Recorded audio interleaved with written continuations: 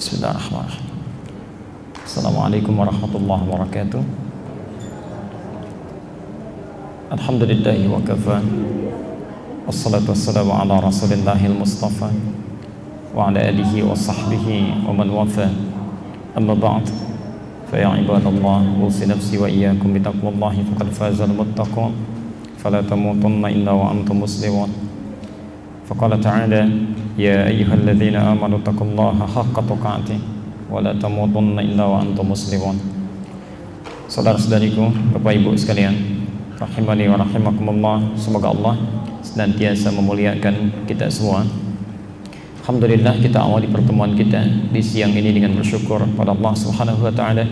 Kita masih diberikan kesempatan oleh Allah untuk hidup sampai dengan siang ini. Semoga kesempatan yang diberikan oleh Allah kepada kita bisa kita manfaatkan sebaik-baiknya untuk memperbanyak bekal ibadah dan mengistighfari dosa-dosa yang pernah kita lakukan, sehingga mudah-mudahan keadaan kita bisa lebih baik sebelum kita kembali kepada Allah Subhanahu wa taala. Hari ini kita sudah sampai di awal bulan yang baru, tanggal 4 Rajab 1437 Hijrah. Ada hal yang menarik di dalam Al-Quran, penting saya ingatkan dulu sebelum kita lanjutkan kajian kita. Quran surah ke-9 At-Taubah ayat 36. Quran surah ke-9 At-Taubah ayat 36. Ada pesan di sana yang terkait dengan tibanya salah satunya bulan Rajab ini yang masuk dalam rangkaian bulan-bulan Al-Haram. Mari kita lihat pernyataan Qurannya. Inna iddatash syuhuri 'inda Allahi 12 syahran fi kitabillah. Kata Allah, sungguh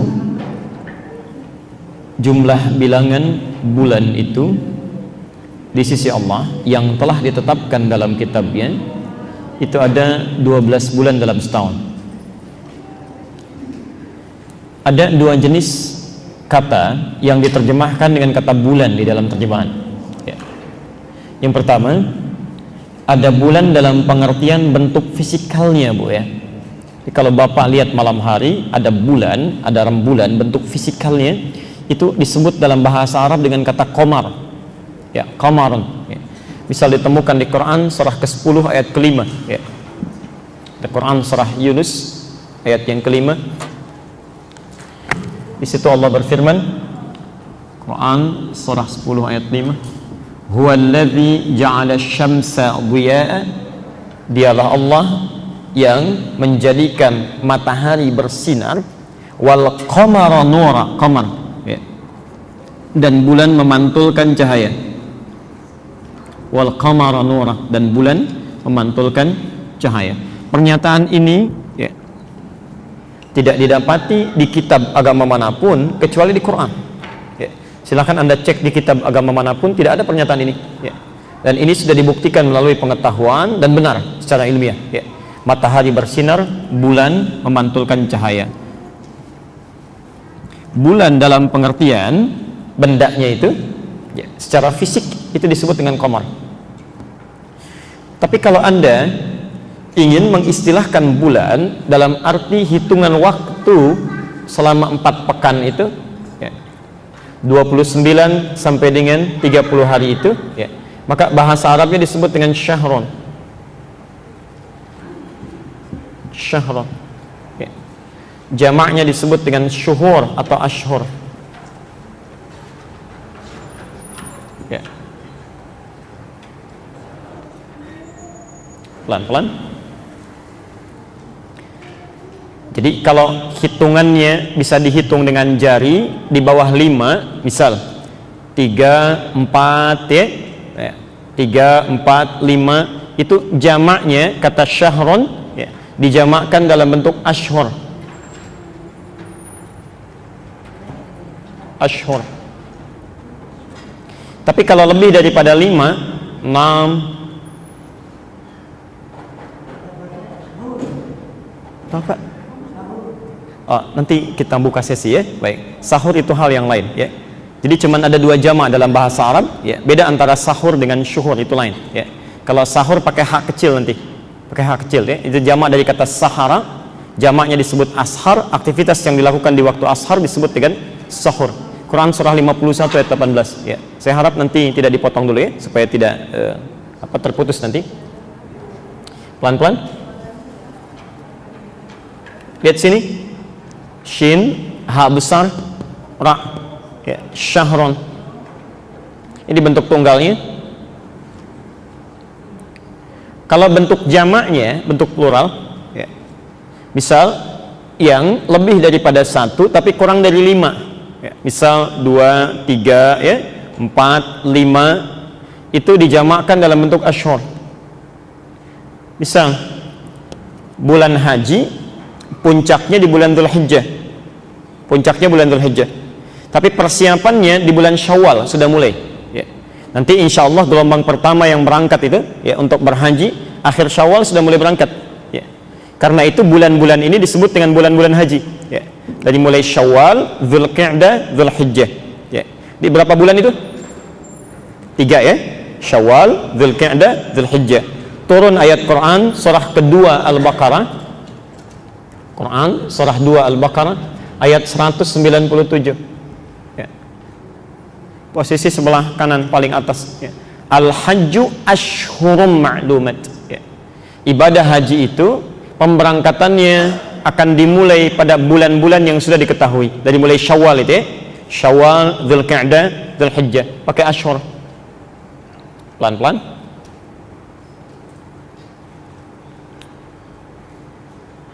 Tapi kalau kita kemudian akan jamakkan bentuk syahrun ini lebih daripada 5, 6, 7, 8 sampai 12 bulan dalam setahun, kata Quran ya, maka jamaknya dirubah dari syahrun jadi syuhurun ya. Pelan-pelan. Karena itu ketika Allah menyebutkan di Quran surah ke-9 ayat ke-36 tadi ya, kata Allah jumlah bilangan bulan dalam setahun itu ada 12 ya. Jumlah bilangan bulan menunjuk pada waktu dalam setahun ada 12 bulan 12 bulan. Karena 12 itu bentuknya jamak ya, dari kata syahrun dan lebih daripada 5 ya, maka yang digunakan dalam kalimat ini bukan ashhur tapi syuhur ya. Istilah kaidah bahasa tidak ada yang salah di Quran ya.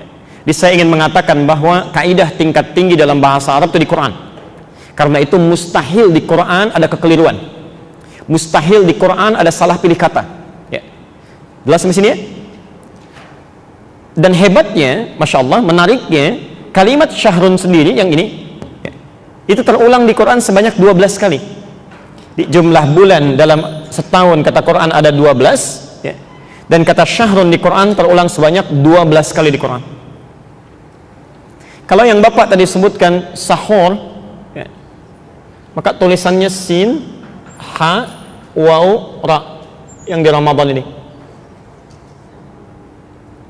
sahur.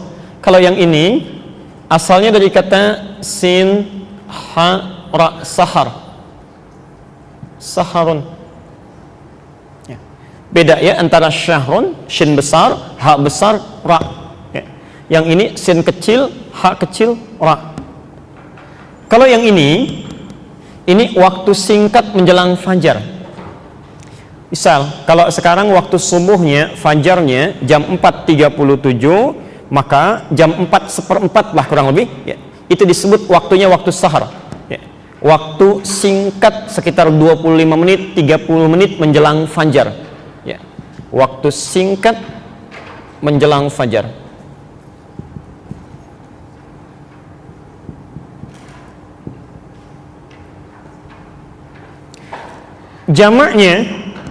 Jamaknya itu disebut dengan ashar. Beda dengan ini ya. Kalau ini ashhur, ini asharun ya. Asharun ini jamaknya. Pelan-pelan. Aktivitas yang dilakukan di waktu sahar ya. Jadi kalau bapak ibu sempat bangun di waktu sahar ya, menjelang fajar misalnya, atau setelah selesai tahajud kita tuntas, fajar belum datang, itu kita masih di waktu sahar ya. Nah, aktivitas yang kita lakukan di waktu sahar itu namanya sahur. Ya, namanya sahur. Sahurun.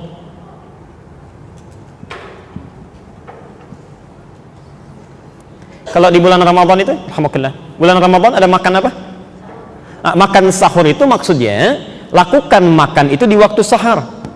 Ya. Jadi kalau nanti saat kita puasa, insya Allah Anda akan melakukan sahur, maksudnya makannya dilakukan di waktu sahar. Ya.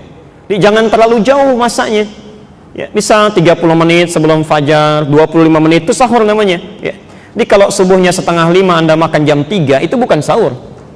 Ya, itu makan terlalu dini itu ya, terlalu awal. Nah, tapi kalau Anda tidak hadir di bulan Ramadan, misal kemudian biasa tahajud atau bangun sebelum subuh dan tiba di waktu ini, jamaknya disebut ashar, maka ada sunnah yang terletak dalam Al-Quran. Ada sunnahnya. Ya. Di Quran surah 51 Adz-Dzariyat ayat 18. Posisinya sebelah kiri agak ke bawah sedikit. Quran surah 51 ayat 18. Ya. Ada kebiasaan penghuni surga. Ya. Ada amalan-amalan rutin penghuni surga, tapi surganya bukan surga biasa. Ya. Taman surga, Pak ya. Taman surga. Ya. Kalau ibu bapak mau baca, dimulai dari ayat ke-15 ya. Kita lihat nanti amalannya. Ya. Innal muttaqina fi jannatin wa 'uyun. Ada sementara orang-orang takwa yang nanti tempat tinggalnya akan tinggal di taman surga. Apa keistimewaan taman surga dibanding surga biasa? Ya. Kalau surga biasa, Anda butuh sesuatu ya, yang kelas standar itu, nanti kita lihat ayat-ayatnya di Quran di lain kajian ya. Ya. Itu yang melayani namanya pelayan surga.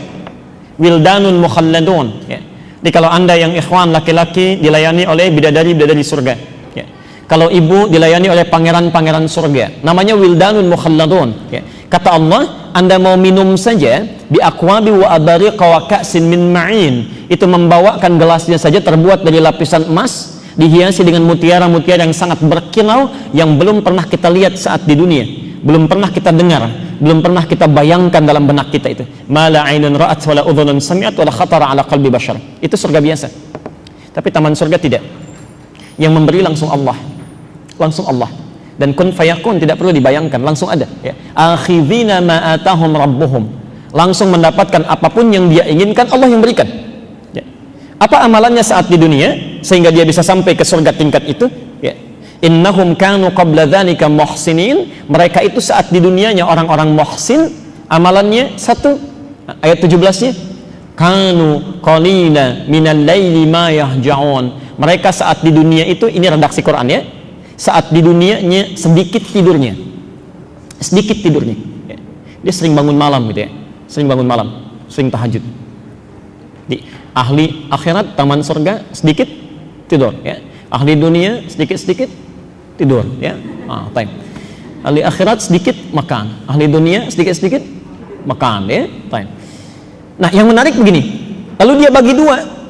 Setelah selesai tahajud menjelang fajar, wabil ashari, itu tadi pertanyaannya, wabil ashari, dan di waktu-waktu sahar menjelang fajar, hum yastaghfirun, mereka banyak beristighfar kepada Allah, ingat dosa-dosanya ya. Ya Allah, astagfirullah, astagfirullah, dia tangisi dosanya itu ya. Dia takut kalau kemudian beraktivitas masih membawa dosa ya. Dosa hari kemarin belum diampuni, sekarang sudah mau berdosa lagi ya. Jelas Pak ya? Sampai sini ya. Nah, kita kembalikan dulu, tadi saya jawab dulu pertanyaan yang ditanyakan. Jadi maaf Bu ya, Pak ya, kalau sadar masih ada dosa dibawa sampai dengan hari ini, maka setidaknya jadilah orang cerdas, banyak beristighfar ya. Nabi saja yang dijamin masuk surga, dijaga dari kesalahan, surga tingkat tinggi, itu diriwayatkan minimal masih beristighfar kepada Allah 70 kali sebelum tidurnya, masih beristighfar. Maka kita yang bukan nabi, bukan rasul, yang tidak bebas dari dosa, yang belum jelas surga ya, masih menegangkan hisabnya, seharusnya lebih banyak daripada yang dilakukan oleh Nabi SAW. Saya kembalikan ke sini. Kata Quran, setahun itu ada 12 bulan ketetapan Allah. Minha arba'atun hurum.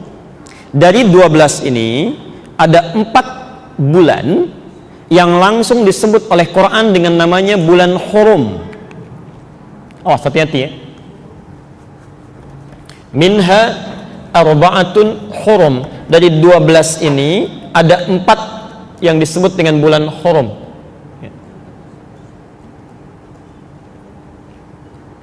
Pelan-pelan. Hurum itu dari kata haram. Ya. Haram. Haram itu yang diharamkan, yang tidak boleh dilakukan, yang harus ditinggalkan, itu haram namanya. Ya. Pelan-pelan. Disebut bulan hurum seakan-akan memberikan isyarat kepada kita, kalau Anda sudah tiba di bulan-bulan ini, 4 bulan ini khususnya, maka diminta oleh Allah, kita diminta oleh Allah Subhanahu wa taala untuk mulai meninggalkan segala yang diharamkan oleh Allah Subhanahu wa taala. Jangan melakukan maksiat. Cepat introspeksi diri, evaluasi. Sudah berapa banyak dosa dikerjakan sampai tiba di bulan ini? Ya. Saking sayangnya Allah, ada orang diwafatkan sebelum datang bulan ini, kita masih dihidupkan sampai ke salah satu di bulan ini. Saking sayangnya Allah untuk mengampuni dosa-dosa kita. Ya. Ya. Pelan-pelan dulu sebentar. Sebelum diteruskan ayatnya, kita bertanya, ya Allah, apa saja yang 4 bulan ini? Ya. Baik, mari kita tanya pada Rasulullah SAW. Ya. Dijawab oleh Nabi SAW yang 4 ini di hadis riwayat Al-Bukhari dari Abu Bakrah, nomor hadis 3197. Nomor hadis 3197. Nanti saya bacakan hadisnya. Nanti kalau mau dicari hadisnya, cari di kitab hadisnya, jangan cari di Google, nanti takutnya beda gitu ya, nggak ketemu nanti. Baik. Saya pernah ditanya, Ustadz, kenapa nomornya beda? Oh, antum cari di mana? Di Google ini nggak sama ya. Baik, coba cek dulu di kitabnya, pelajari dulu. Saya bacakan hadisnya. Az-zamanu, kata Nabi, qad istadara kahayati. Waktu itu, waktu diciptakan oleh Allah akan terus berputar, tidak berulang. Ya, tidak berulang. Jadi mohon maaf ya, mohon izin, kalau Anda misalnya, maaf, tertinggal salat sunnah 2 rakaat sebelum subuh tadi, ya, sebelum subuh, itu tidak bisa mengerjakannya lagi. Untuk esok hari tidak, itu sudah berbeda. Anda tak bangun malam untuk tahajud, tidak bisa berulang. Ya, tidak bisa berulang. Kita hanya bisa menyiapkan untuk mengerjakannya yang malam nanti. Itu pun kalau hidup nanti. Ya. Kalau wafat sudah selesai. Ya. Jadi dalam kaidah ibadah itu, kalau Anda punya kesempatan untuk berbuat baik, mengerjakan satu ibadah, jangan tunda. Jangan tunda. Karena dia belum tentu bisa berulang, dan yang akan datang belum tentu kita dapatkan. Ya. Jelas sampai sini ya? Ya. Anda punya kesempatan infak misalnya. Ya. Saking sayangnya Allah didekatkan pada amalan ibadahnya. Ya. Lalu Anda tunda-tunda, sifatnya bisa tidak terjadi. Ya. Dan saat Anda tak mampu melakukannya, maaf, dia tidak berulang, yang kemudian belum tentu didapatkan. Ya. Jelas sampai sini? Ya. Yauma khalaqas samawati wal ard, sejak mulai langit dan bumi diciptakan, sama dengan ayat ini. Ya. Kemudian as-sanatu 12 syahran. Dan dalam peredaran waktu ini, dalam setahun kata Nabi, itu ada 12 bulan. Ya. Minha arba'atun hurum. Dari 12 ini ada 4 bulan hurum. Tadi saya tuliskan. Ya. 1 kata Nabi, namanya Dzulqa'dah. Oh, hati-hati ya. Maaf sebentar. Bukan Dzulqa'dah, bukan Dzulqa'idah, dan bukan Dzulqa'idah, ya. Tapi Dzulqa'dah. Tulisannya sama ya. Kata Nabi, thalatha mutawaliyah, dari 4 bulan ini 3 berurutan. Ya. 1 disebut dengan Dzulqa'dah. Qa'dah. Yang kedua Dzulhijjah. Dzulhijjah. Pelan-pelan. Yang keempat, kira-kira apa? Bukan Muharram tapi Al-Muharram. Bukan Muharram tapi Al-Muharram. Al-Muharram. Jadi 3 berurutan, thalatha mutawaliyah, 1 Dzulqa'dah. Ingat, bukan qa'dah ya. Perhatikan, saya terangkan singkat dan saya tidak akan mengulang lagi. Ya, dan jangan tanyakan tentang ini lagi. Ya. Lihat sini. Dzu artinya duduk. Ya. Dzu yang punya, maaf. Dzu itu yang punya, yang melakukan. Ya. Qa'dah artinya duduk. Qi'dah pun artinya duduk. Kalau saya duduk begini, baru duduk, kemudian saya bangkit lagi, bangun lagi, itu namanya qa'dah. Qa'dah. Ya. Saya ulang ya. Kalau saya duduk begini, kemudian saya bangun lagi, singkat, itu qa'dah namanya. Dalam kaidah ilmu bahasa Arab disebut ismun marrah. Marrah itu yang sekejap, cepat. Ya. Tapi kalau saya duduk misalnya begini, saya santai dulu, kadang minum dulu, diskusi, itu qi'dah namanya. Qi'dah. Ya. Kenapa bulan ini disebut dengan Dzulqi'dah, bulan yang ke-11, bukan qa'dah? Karena biasanya orang-orang Arab yang di sekitaran Mekah yang suka berniaga keluar Mekah, ya, kadang-kadang ke Yaman, kadang-kadang ke Syria berdagang, ya. Karena semakin dekat bulan haji, yang dikunjungi itu datang ke Mekah. Ya, jadi yang biasa dikunjungi di Yaman, di Syria, di Syam itu datang ke Mekah. Ya. Mereka menjadikan Mekah sebagai pusat niaga. Ya. Karena yang dikunjungi balik datang ke Mekah, akhirnya orang-orang Mekah pada duduk. Ya, duduk santai aja, ya. Di rumah nunggu, minum teh, ngobrol-ngobrol dan sebagainya. Bulan itulah kemudian yang dikenal dengan Dzulqi'dah, bulan duduk-duduk santai. Ya. Jelas di sini? Right. Yang keempat, Rajab. Rajabun Mudhar ma baina Jumada wa Sya'ban. Keempat bulan Rajab. Yang terletak di antara bulan ke-6, Jumada dan Sya'ban. Rajab. Baik, mohon izin pelan-pelan. Kita sekarang ada di sini. Saya ulang ya. Kita sekarang ada di sini. Sekarang tanggal 4 Rajab. Baik. Saya resum kembali. Kata Allah, 1 tahun ada 12 bulan. Dari 12 bulan ini ada 4 namanya bulan haram. Bulan yang tidak boleh kita bermaksiat di dalamnya.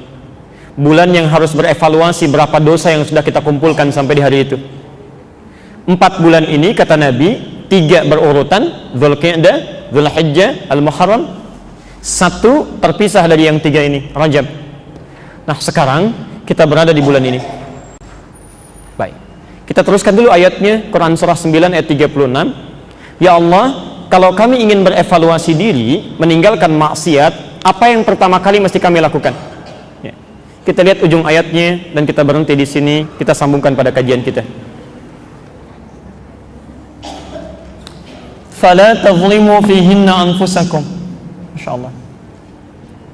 Silahkan cek ayatnya. Kata Quran, kalau sudah ada seorang yang tiba di waktu ini, apakah itu bulan Dzulqi'dah, Dzulhijjah, kemudian Al-Muharram ataupun bulan Rajab, maka yang pertama kata Allah yang harus dia camkan, jangan pernah melakukan maksiat. Jangan zalimi diri sendiri pada bulan ini. Jangan berbuat zalim. Ya. Saya mohon izin sebentar ya, untuk menyampaikan berita yang sangat penting. Bapak Ibu sekalian, pernyataan Allah ini karena menjadi fitrah dalam kehidupan.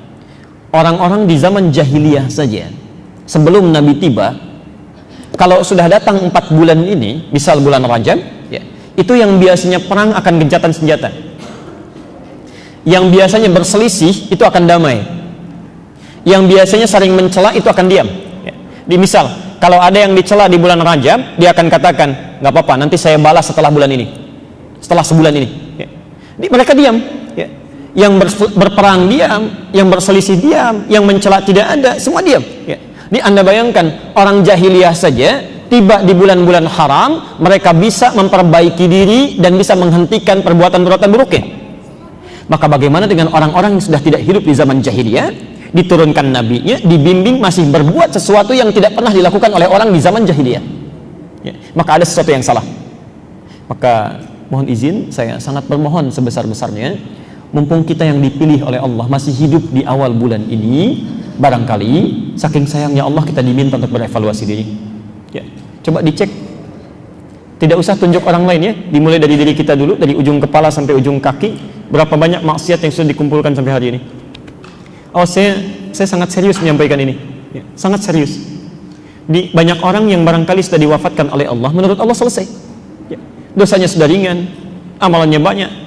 Kita dihidupkan sampai hari ini sekedar untuk diingatkan, hei, waktu kamu barangkali singkat, ya, sebentar lagi pulang, ya, sebentar lagi mungkin meninggal, yang tidak kamu ketahui kapan, barangkali keluar dari sini bisa pulang, ya.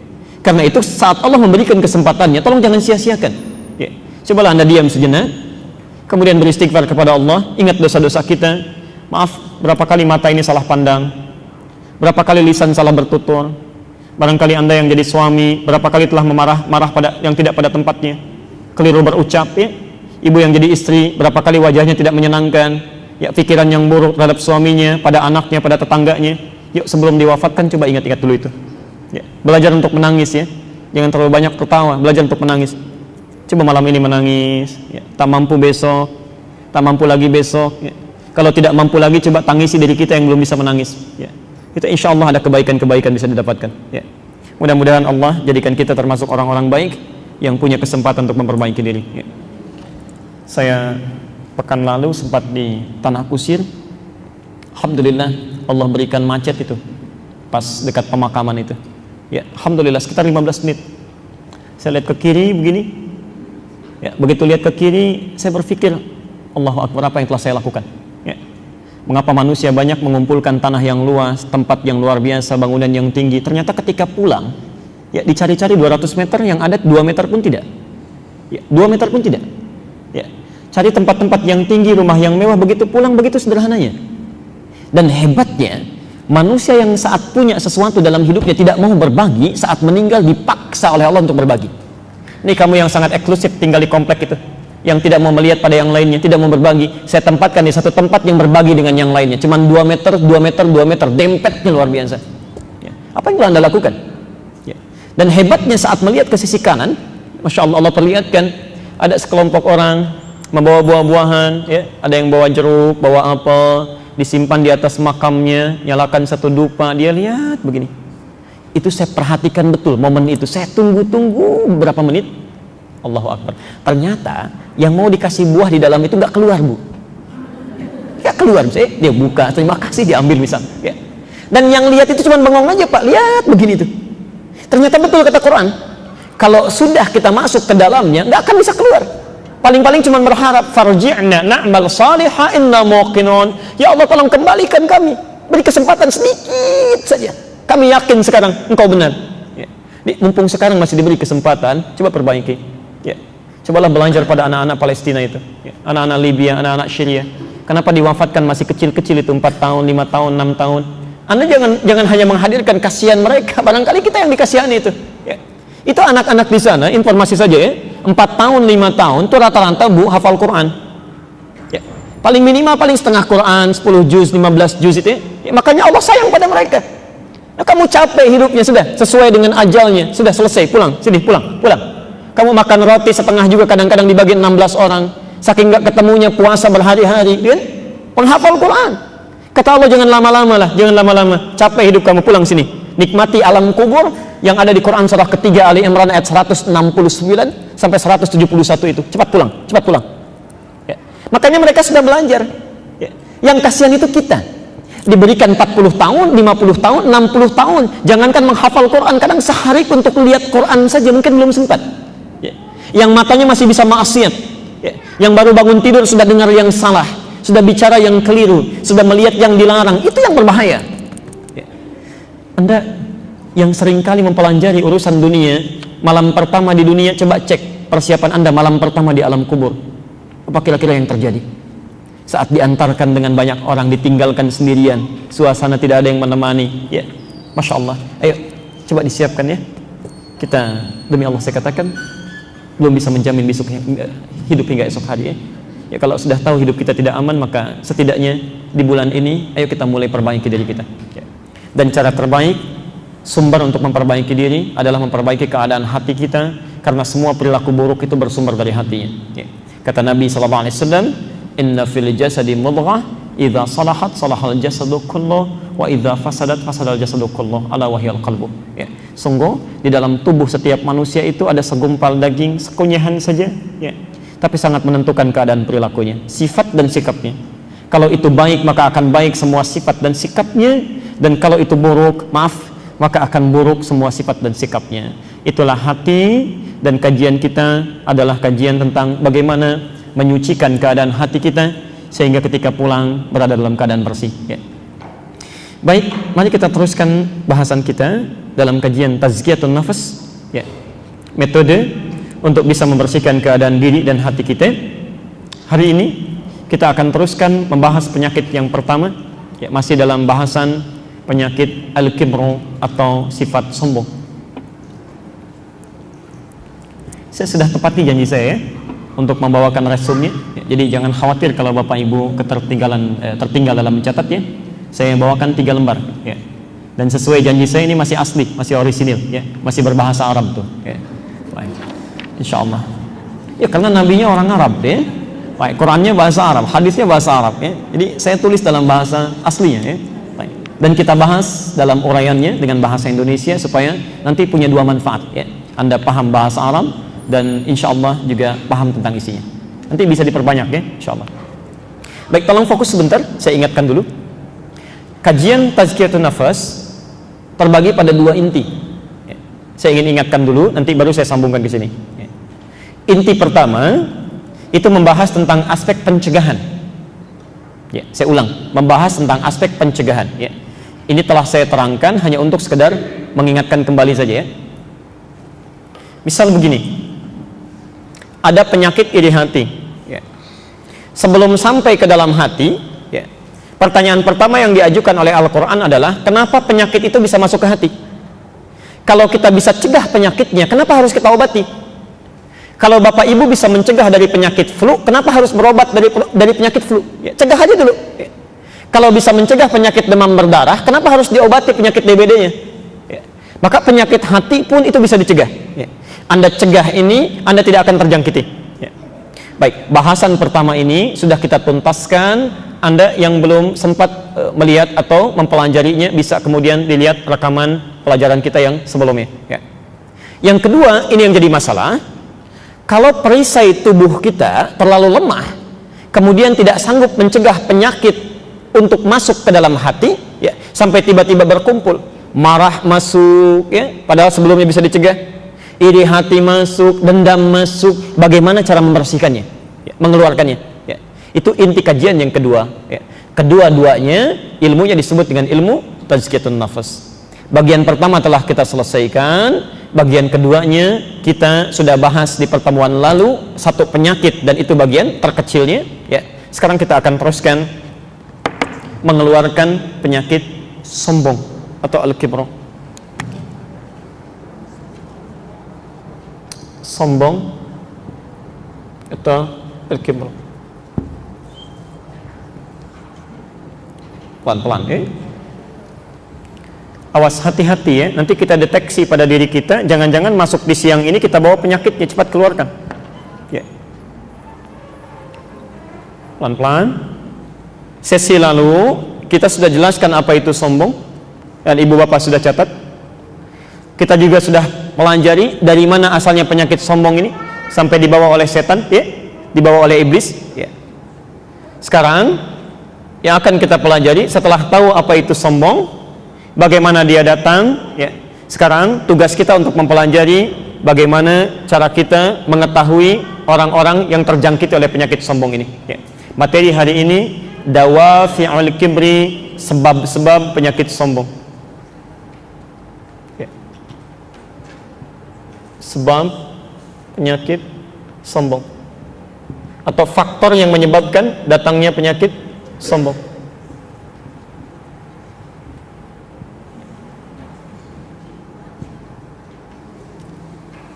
Yang barangkali tertinggal nanti lihat ulasan di pertemuan lalu, ya, supaya saya tidak banyak mengulangnya. Pelan-pelan, catat dulu dalilnya. Catat dalilnya. 1. Quran surah ke-96 Al-Alaq ayat 6 sampai 7. Contohnya Quran surah ke-28 ayat 76 sampai 80. Quran surah ke-96 Al-Alaq ayat 6 sampai 7. Yang kedua, Quran surah ke-28 Al-Qasas. Al-Qasas ayat 76 sampai ayat 80. Pelan-pelan. Hadisnya bisa kita ambil hadis Muslim nomor hadis 91 tentang sombong.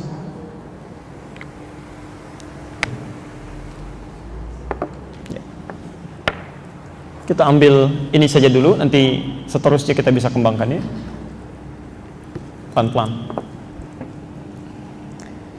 Saya tegaskan lagi kata Nabi sallallahu alaihi wasallam, al-kibru, sombong itu ya, hadis Muslim nomor hadis 91. Kata Nabi, al-kibru, sombong itu gitu ya, batarul haqqi wa ghamtun nasi. Ya. Batarul haqqi, mengingkari satu kebenaran. Saya mulai dari sini dulu.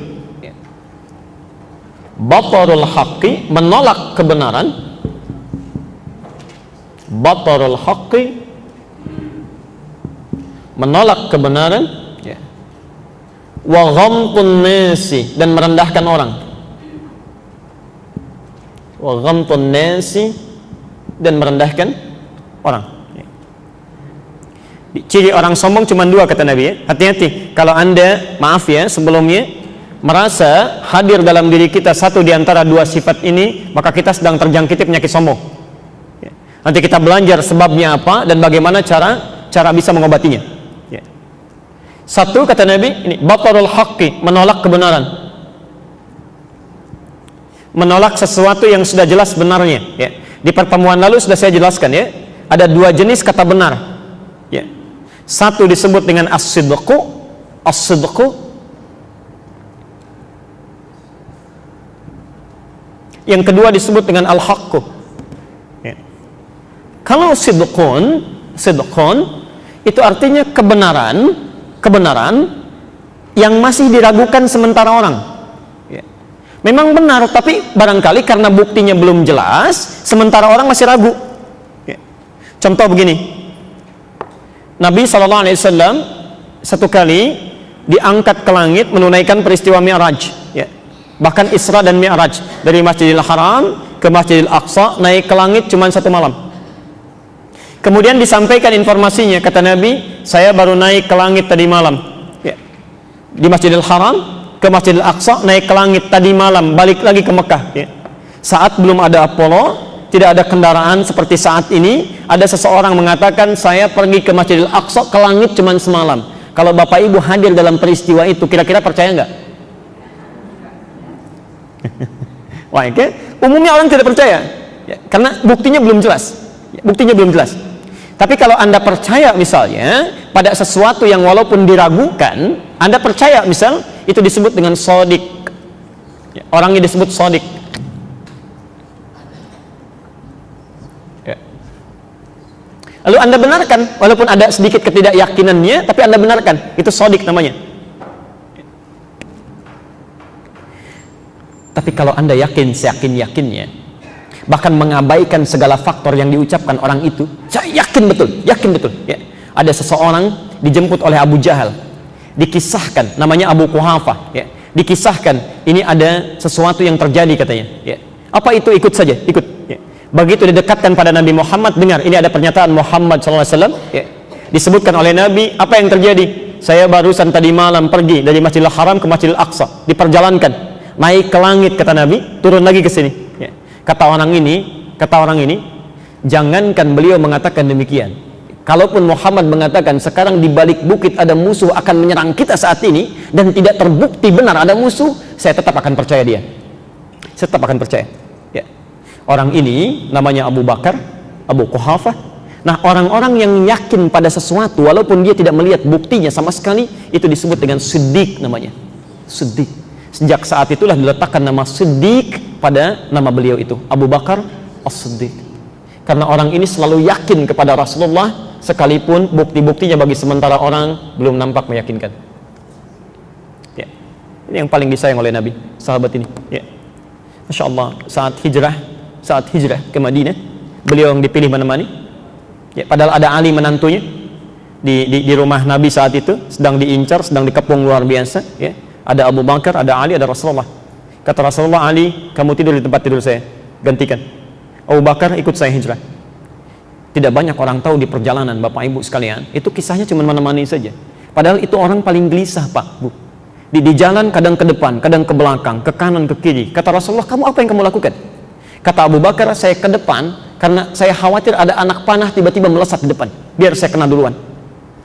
Saya ke belakang karena saya khawatir ada tombak di belakang yang akan menombak Anda, maka saya akan jadi perisai, biar saya duluan. Bahkan sampai di Gua Thurnya itu, di Gua Thur itu tidak langsung masuk, Bu. Jadi kalau misalnya Anda umrah, jalan-jalan ke sana, Anda lihat, itu beliau yang pertama kali melemparkan batu ke dalamnya. Kata Rasulullah, "Madza taf'al?" Apa yang kamu lakukan? Saya ingin memastikan apakah di gua itu aman atau tidak. Sebelum masuk, jangan dulu ya Rasulullah, saya duluan katanya. Tangannya dimasukkan dulu begini. Apa yang kamu lakukan? Kata Abu Bakar, kalaupun nanti ada hewan buas, biar tangan saya dulu yang kena duluan. Sampai masuk ke dalamnya, orang yang selalu menangis, khawatir, takut tuh Abu Bakar. Sampai turun ayat mengisahkan itu. La tahzan innallaha ma'ana. Jangan takut, jangan sedih. Allah bersama kita ini. Abu Bakar. Maka bagaimana sahabat yang paling mulia, sangat disayang oleh Nabi, putrinya menjadi istri Nabi SAW, dimuliakan, yang kata Nabi pahanya tidak sebanding dengan amalan umat manusia, lalu datang sementara orang, kemudian tiba-tiba ringan lisannya mencela Abu Bakar. Ada sesuatu yang salah dalam dirinya, ada yang keliru, ada sedih.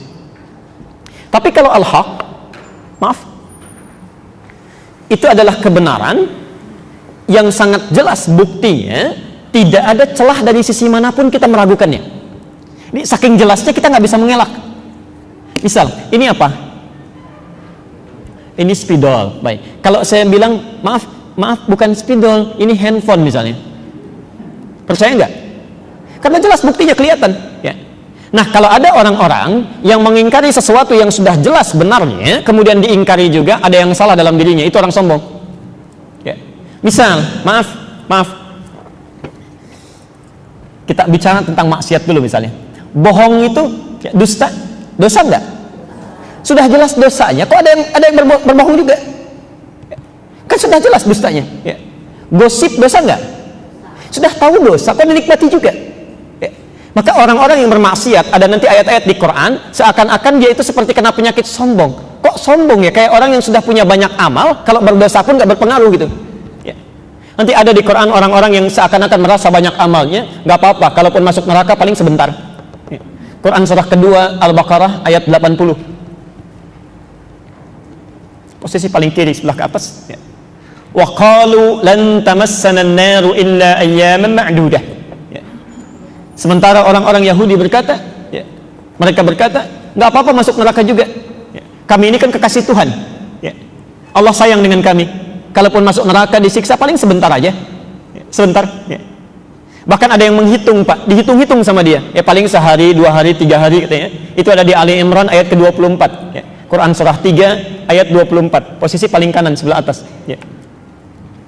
Dzalika bi annahum qalu lan tamassana an-naru illa ayyaman ma'dudat. Alifnya panjang. Yang di Al-Baqarah tidak ada alifnya, ma'dudah. Jadi dia masih membayangkan paling sebentar, tapi ketika ditanya dia nggak tahu kapan sebentarnya. Tapi kalau yang di Ali Imran, kenapa alifnya panjang? Kalau alifnya panjang ma'dudat, itu tandanya orangnya sudah menghitung. 1, 2, 3, dia kata orang ini nggak apa-apa. Paling kalau masuk neraka cuma sebentar, bisa dalam hitungan jari keluar dari situ. Anda bayangkan, kata Quran, ada orang sombong yang merasa banyak amalnya, mudah berbuat maksiat. Diseakan-akan maksiat sedikit gak apa-apa lah, paling nanti diampuni juga. Jadi kalau ada orang sudah tahu bohong itu salah, gosip itu keliru, berselisih itu dosa, kok dilakukan juga? Artinya seperti orang yang sudah siap untuk itu. Makanya dijawab oleh Nabi, oleh Quran langsung. Dijawab oleh Quran langsung, kalau mau masuk neraka silahkan, kalau merasa singkat. Seharinya 1000 tahun. Quran surah 32 ayat kelima itu. Quran surah As-Sajdah ayat yang kelima itu. Fi yaumin kana miqdaruhu alfa sanatin mimma ta'udun. Quran surah 32 ayat kelima. Yudabbirul amra minas sama'i ilal ardi thumma ya'ruju ilaihi fi yaumin kana miqdaruhu alfa sanatin mimma ta'udun. Insyaallah. Hati-hati. Kata Quran kalau mau silahkan. Sehari, 2 hari, 3 hari, cuman 1 harinya 1000 tahun. Jadi kalau kita konversi ke hitungan kita, kurang lebih 1 detiknya itu 48 hari. Jadi kalau ada orang masuk neraka, disiksa di situ cuma 1 detik saja, itu sakitnya sama dengan 48 hari di dunia. Bapak tahu siksa paling ringan di neraka seperti apa? Quran surah keempat An-Nisa, Bu, ayat 56. Quran surah 4 ayat 56. Itu paling ringan ya, paling ringan. Innal ladzina kafaru bi ayatina sawfa nuslihim nara. Sungguh orang-orang yang selalu mengingkari ayat kami, ya, mengingkari perintah kami, keterangan kami, ya. Ingat, kalau ada kata kafar, saya sudah pernah terangkan, itu bisa mencakup orang non-muslim atau orang Islam, ya. Ada orang Islam mengaku muslim, disuruh salat tidak mau, baca Quran susah, diingatkan marah-marah, dia kayak orang sudah siap, ya. Kayak orang sudah siap. Kata Allah, kalau ada orang begitu, dosanya banyak, kemudian masuk neraka, paling ringannya saufa nuslihim nara. Nusli itu artinya diambil ubun-ubunnya, tarik begini, ya. Kemudian dicelupkan, maaf, pernah bikin teh celup? Teh celup kan begini, diangkat lagi ya, begini diangkat lagi. Nah itu begitu kurang lebih, ya. Nusli itu dimasukkan, diangkat lagi. Kullama madijat juluduhum, ketika dimasukkan hancur semua tubuhnya dan kulitnya, hancur, habis. Ya. Diangkat lagi, baddalnahum juludan ghairaha. Jadi ada malaikat yang tugasnya celup, angkat, celup, angkat. Sekali celup, 1 detiknya 48 hari. Jadi kalau mau coba silahkan. Makanya hati-hati kata Quran deh, hati-hati. Jangan merasa bahwa kita ketika berbuat maksiat aman dari siksa, tidak. Ya. Bahkan orang-orang yang meremehkan dosa kecil itu dosanya besar. Dosanya besar. Ya. Nanti kalau masih ada waktu, kami kisahkan bagaimana seorang yang punya banyak amalan, solehnya luar biasa, dan seorang yang banyak dosanya luar biasa, menjadi tertukar ketika menganggap remeh satu dosa. Ya. Ternyata yang soleh wafat dalam keadaan sedang bermaksiat, yang dosa wafat dalam keadaan sedang bersujud kepada Allah Subhanahu Wa Taala. Dan itu adik kakak, Bu, adik kakak. Ya. Nanti di akhir kalau masih ada waktu kita terangkan, karena bahasan kita masih jauh ya. Nah, jadi mohon maaf kalau ada di antara yang mengaku muslim, ya, kita bicara orang Islam saja ya. Kalau non muslim kita doakan supaya mendapat hidayah. Tapi kalau ada orang Islam masih senang berbuat maksiat padahal sudah jelas salahnya, ya. Setelah ke penjara, di sidang baru pakai jilbab gitu kan, baru pakai peci gitu. Anak kemana aja? Ya, jadi yang disalahkan pecinya, disalahkan jilbabnya, itu dosa itu. Dosa itu. Hati-hati, ya. Wah, yang sudah tahu salat itu benar, banyak pahalanya, ditinggalkan juga. Itu batarul haq. Ya. Wa ghamtun nas, atau dalam hidupnya, maaf, merasa hebat, merasa tinggi dan merendahkan orang lain. Ya, merendahkan orang lain. Hati-hati. Itu sifat sombong. Yang mengantarkan pada bahasan kita hari ini, apa yang menyebabkan seseorang bisa mengingkari satu kebenaran yang sudah jelas buktinya, bisa menyimpang, ya. Plus, maaf, bisa merendahkan orang lain. Apa sih sebabnya? Apa sebabnya? Nah, ini yang menjadi bahasan kita, ya. Kita mulai dari Quran surah ke-96 ayat ke-6 dan 7 Al-Alaq, ya. Kita mulai dari Quran dulu, ya, dari hadis, sepanjang ada di situ keterangannya kita buka dari situ, ya. Baru ke penjelasan ulama dan seterusnya. Baik. Pelan-pelan. Ada ayatnya? Kalla innal insana layatgha ar-ra'ahus taghna. Baik, pelan-pelan. Kalla, sekali-kali janganlah terjadi. Oh, hati-hati, hati-hati. Seringkali diartikan di mushaf, sekali-kali tidak, ya. Itu kurang tegas, kurang tegas. Yang paling bagus terjemahannya, sekali-kali janganlah terjadi, ya. Janganlah. Kalau jangan itu artinya kan larangan, ya. Ya, artinya larangan, ya. Baik, sebentar, tahan dulu sebentar. Mohon bersabar belajarnya, ya. Saya coba terangkan dulu jenis la di dalam bahasa Arab. Kan suka dengar kalimat la gitu, ya. Kata la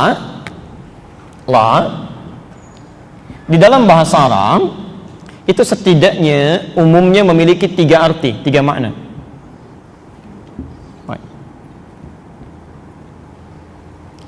Nanti kalau ini dibahas dan Bapak Ibu baca Al-Quran atau hadis, itu insya Allah dapat rumus cepat dan bisa menerjemahkan dengan baik. Ya. Pertama, disebut dengan la nafyi, an-nafyi. La an-nafyi.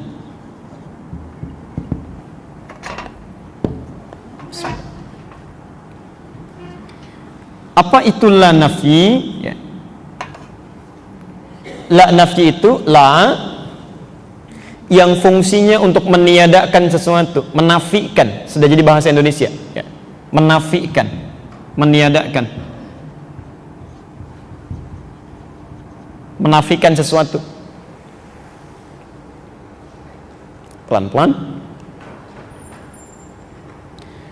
Biasanya rumus cepatnya begini, rumus cepatnya. Kalau setelah huruf la, Bapak Ibu temukan di dalam Quran misalnya, kalimatnya ujung harokatnya dhammah, ya. Itu diartikan nafi, artikan tidak, ya, artinya tidak, tidaklah, tidak atau tidaklah. Misal Al-Baqarah ayat 286, kita hafal itu ya, ayat terakhir, la yukallifullahu nafsan. Perhatikan, la bertemu dengan satu kalimat, harokat terakhirnya la yukallifu. Ini itu artikan dengan tidaklah, ya, nafi, ya. Kata Allah, tidaklah, ya, tidaklah Allah memberikan tugas, ujian, beban kecuali yang diberikan tugas itu pasti mampu, ya. Jadi kalau Bapak Ibu sekarang sedang mendapatkan ujian seberat apapun dalam hidup, itu Allah tidak titipkan kecuali Bapak yang mampu, Ibu yang mampu, ya. Di orang lain tidak dikasih karena mereka nggak mampu. Jadi kalau Anda misalnya sekarang sedang mengalami musibah seberat apapun, sampai Anda mengatakan, ya Allah kenapa saya, ya Allah, karena kamu yang mampu, yang lain tidak, ya. Cuman Anda yang bisa, yang lain tidak, ya.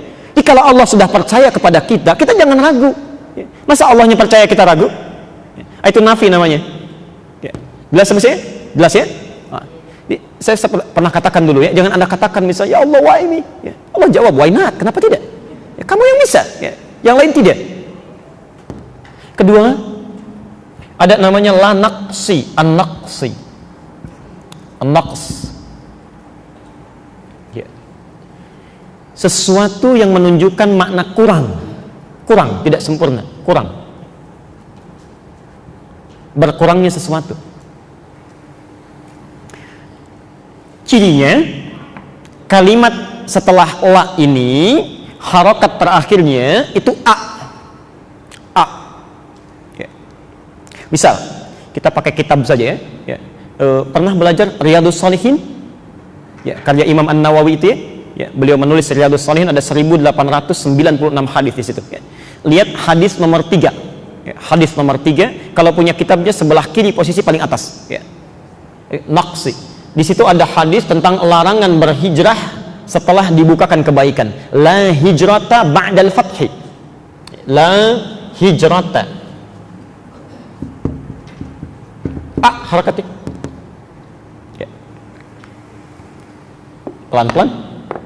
Kata Nabi, kalau satu tempat sudah terbuka kebaikannya, nyaman kita ibadah di dalamnya, bisa kita mendekat kepada Allah, sudah sedikit maksiatnya, maka menetap di situ, jangan hijrah, ya. Makanya ketika Mekah itu sudah dibuka oleh Allah, jadi fatah, inna fatahna laka fatham mubina, ya. Maaf sekali lagi, patung-patung dikeluarkan, yang musyrik sudah keluar, ibadah sudah nyaman di situ. Kalau sudah seperti itu, kata Nabi, jangan hijrah, di situ aja. Coba, sekali sholat di Masjidil Haram berapa pahalanya? 100.000, Masya Allah, sekali sholat itu, ya. Dia sudah mendapatkan kemuliaan seperti itu, kata Nabi, la hijrata, jangan hijrah. Kalau hijrah, pahala bisa berkurang, kebiasaan bisa hilang. Sudah tinggal di Mekah, sholat di Masjidil Haram 100.000 pahalanya, malah pindah ke Bogor misal, jadi satu, ini berkurang, ya. Termasuk sama Anda, maafkan saya kalau kata-katanya kurang menyenangkan, tinggal di satu tempat, satu kompleks, samping masjid, ya. Ibadah sering dilakukan, taklim ada, teman-teman baik. Kalau sudah begitu bertahan. Sebab kalau Anda tidak punya kepentingan lain yang darurat, kemudian pindah tempat, itu tidak mudah mendapatkan itu lagi. mulai lagi dari awal, cari teman lagi dan sebagainya. Ya. Termasuk Anda yang sudah bekerja di tempat yang baik, mendekatkan Anda dengan Allah, dapat teman-teman yang baik, rezekinya dapat yang halal, yang berkah. Ayo bertahan di situ. Ya. Jangan cari lagi yang lain. Ya. Walaupun barangkali secara materi duniawi lebih banyak, tapi Anda sulit ke masjid lagi. Anda belum tentu temukan teman yang baik, godaannya lebih tinggi, maksiat bisa lebih besar.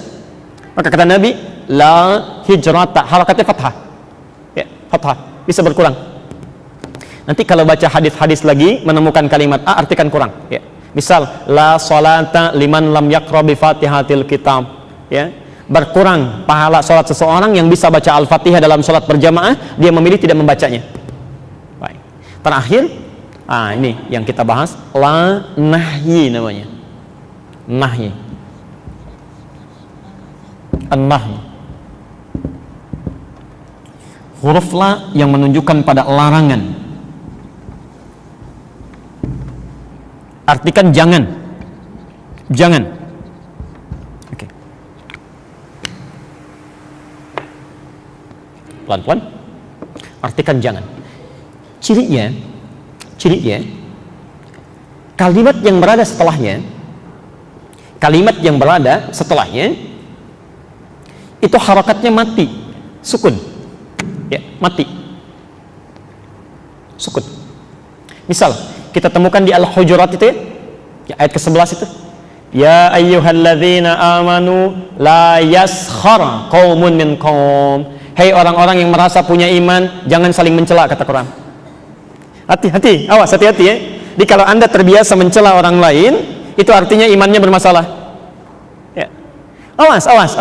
Kalau orang tidak pernah ikut taklim dia mencela, nggak usah dihiraukan. Yang jadi masalah ada orang belajar, orang sholat, orang ikut taklim mencela orang juga. Ada yang salah itu, ada yang keliru. Ya. Kalau Anda bisa berkata lembut, kenapa mesti kasar? Kalau kita bisa bersikap dengan baik, kenapa harus jahat? Ya. Kalau kita bisa mencintai orang, kenapa mencela orang? Kalau kita bisa merangkul, kenapa memukul? Ini larangan sifatnya. Larangan. Ya. Di hadis Muslim, nomor hadis yang ke-6, bab ke-4. Kalau punya kitabnya jilid pertama, halaman 111. Posisi paling kiri sebelah atas.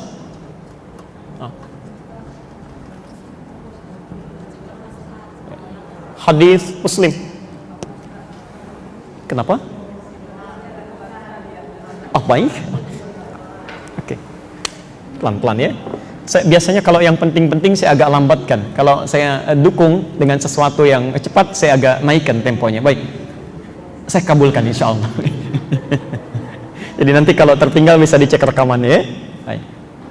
Hadis Muslim, Ibu mau cek, mau juga dituliskan kitabnya? Baik. Hadis Muslim. Baik. Hadis nomor ke-6. Nomor 6. Bab 4. Bab ke-4. Hadis nomor ke-6, bab ke-4, jilid pertama, halaman 111. Posisinya sebelah kiri paling atas.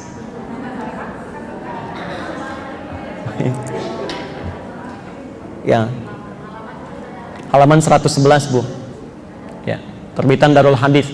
Di Hadis Muslim, terbitan Darul Hadis itu ada 9 jilid, ya. Jilid pertama yang Anda buka. Sudah?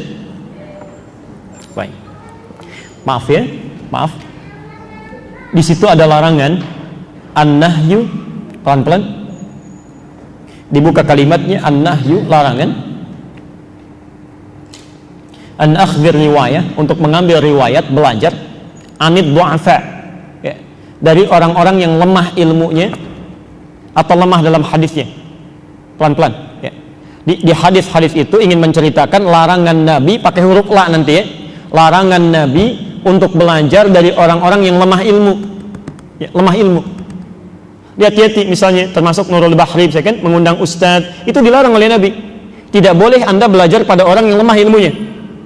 Di lemah ilmu saja sudah tidak boleh belajar, apalagi yang tak punya ilmu. Itu bahaya, ya. Ada orang yang maaf backgroundnya bukan agama, bahkan kadang-kadang membuat orang tertawa dan sebagainya, tiba-tiba dipoles jadi ustadz. Anda belajar ke situ, itu Anda dosa. Ya. Bukan cuma terlibat, tapi dosa. Ya. Karena la itu kalau sudah ada la nahyi, larangan sifatnya, bila dilakukan larangan itu maka konsekuensinya dosa. Ya. Jadi kalau sudah ada nahyi sifatnya, jangan lakukan, lantas Anda lakukan, itu dosa. Misal, Nabi menyampaikan jangan bergibah, lalu ada bergibah, dosa enggak? Dosa. Allah sampaikan jangan dekati zina, la taqrabu zina, ada orang berzina, dosa enggak? Sama kata Nabi, jangan belajar dari orang yang lemah ilmunya. Lalu orang ini belajar, ya, maaf, ketika dia belajar, bahkan kata Nabi, saya bacakan hadisnya, saya kunu fi akhir zaman, ya, akan terjadi di akhir zaman, dajjaluna kadzabun, terdapat orang-orang yang suka berdusta, ya. Di ada kadzib, ada kadzab. Kalau kadzib sekali dusta, kalau kadzab terus-terusan berdusta, ya, terus-terusan berdusta. Pelan-pelan. Yuhadditsunakum bisyai'in la tasma'unahu wa la yasma'uhu wa la yasma'u aba'ukum. Ya. Anda akan mendengar dari mereka pernyataan-pernyataan yang belum pernah Anda dengar sebelumnya, bahkan bapak kita pun tidak pernah dengar. Ya. Ini Masya Allah, saking kuatnya dosanya, bahkan maaf, jangankan kita, orang tua kita aja nggak pernah dengar. Ya. Tiba-tiba datang seseorang mengaku paham agama, walaupun gelarnya doktor, profesor dan sebagainya, tiba-tiba datang menyampaikan semua agama sama. Belajar tinggi-tinggi dapat gelar menyampaikan semua agama sama. Ya. Kata Nabi akan terjadi satu saat di akhir zaman seseorang tiba-tiba mengatakan tentang agama yang belum pernah kita dengar. Ya. Belum pernah. Bahkan orang tua kita pun tak mendengar itu. Ya. Tidak mendengar itu. Kata Nabi, maaf ya, iyyakum wa iyyahum, waspada Anda semua, hati-hati, jauhi mereka. Jauhi, ya, jauhi. La yudhillunakum, pakai la, ya. Hati-hati, jangan sampai mereka menyesatkan Anda semua. Jangan sampai mereka menyesatkan Anda semua, itu hati-hati ya. Jadi, maaf, saya agak menyimpang sedikit ya. Kalau ada orang yang dilarang oleh Nabi belajar pada orang-orang yang lemah ilmu, lantas kemudian dia belajar ke situ dan mengangkat kelemahan ilmunya ini, tersebar kalimatnya, menyebar di masyarakat, di banyak orang, disaksikan lagi, itu Anda berkontribusi dalam dosanya. Ya. Yang terbaik tinggalkan. Itu sudah ada ketentuannya di Quran. Ya.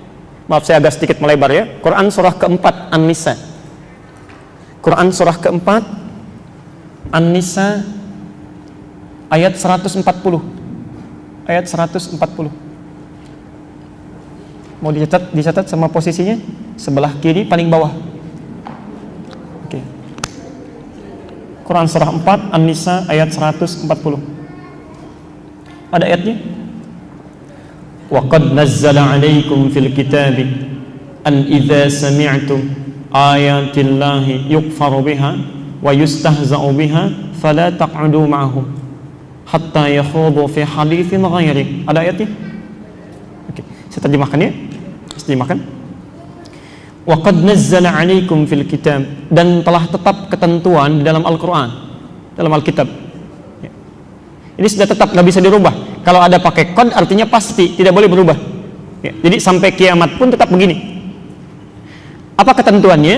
An idza sami'tum, jika Anda satu saat mendengar ayatillahi yukfaru biha, ayat-ayat Allah kemudian diingkari, dia tolak, berbeda, jauh dari keterangan Quran. Quran bilang inna dina indallahil Islam, dia katakan semua agama sama misal, ya. Baik, misal saja. Wa yustahza'u biha, atau dia tidak mengingkari, cuma mengolok-olok. Ya. Ada orang pakai hijab diolok-olok misalkan, sudah ketinggalan zaman misal, ya. Ada orang ingin memelihara jenggot misal saja, dia berjenggot diolok-olok misal, ya. Dia lupa kalau nabinya berjenggot. Hati-hati, ya. Hati-hati, Nabi Anda itu berjenggot tuh ya.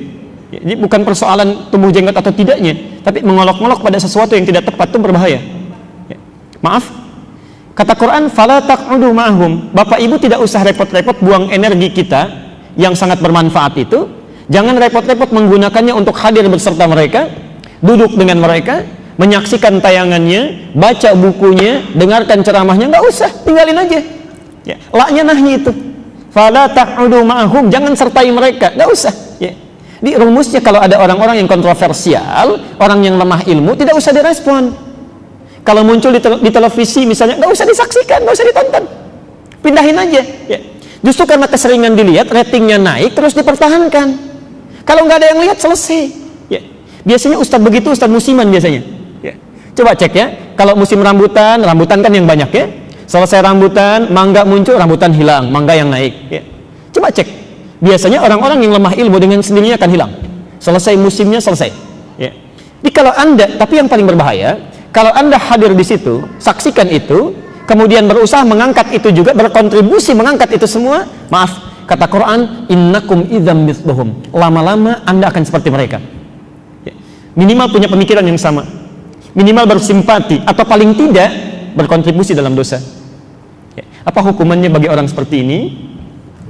Innallaha jami'ul munafiqina wal kafirina fi jahannam jami'a. Maka kami akan kumpulkan mereka semua orang munafik, disebut orang munafik. Ya. Jadi saya ilustrasikan begini ya. Ada orang kafir, ada orang munafik, orang Islam saya yang mengingkari ketentuan agamanya, yang menjelek-jelekan agamanya. Misal, ya. Maka yang pertama masuk neraka itu bukan orang kafir, orang munafik dulu.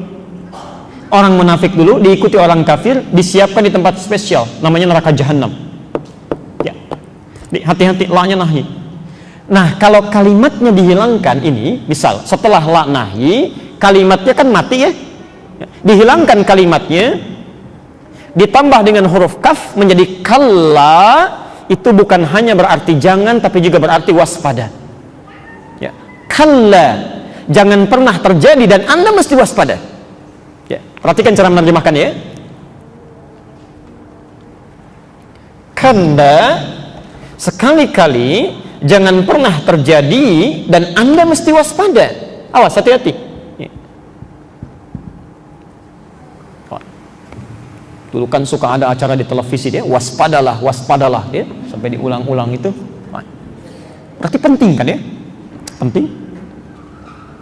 Kalla, sekali-kali jangan sampai terjadi dan Anda mesti waspada. Hati-hati. Ya. Innal insana la yatgha. Ya. Ada kecenderungan manusia itu bisa bersifat sombong, melampaui batas. Ya, melampaui batas. Pelan-pelan. Nanti kita lihat ya, apa kaitan ayat ini dengan contoh-contoh kita. Melampaui batas. Jadi kata Quran, jangan sampai terjadi ada di antara kita bisa melampaui batas. Dan mesti waspada, jangan sampai melampaui batas ya. Jangan sampai melampaui batas ya. Nah, sombong adalah salah satu sifat yang muncul ketika seseorang melampaui batas ya, dalam sifatnya ya. Melampaui batas dalam sikapnya ya. Bagaimana ini bisa terjadi? Seseorang melampaui batas kemudian jadi sombong ya. Pelan-pelan. Ayat 7-nya, ar-ra'ahu istaghna, jika sudah merasa dalam diri punya kelebihan, sudah merasa lebih, istighna namanya, al-istighna.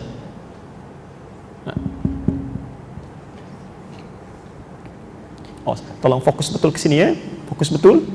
Kata Quran, sifat sombong pertama kali bisa muncul ketika seseorang merasa punya kelebihan, merasa lebih.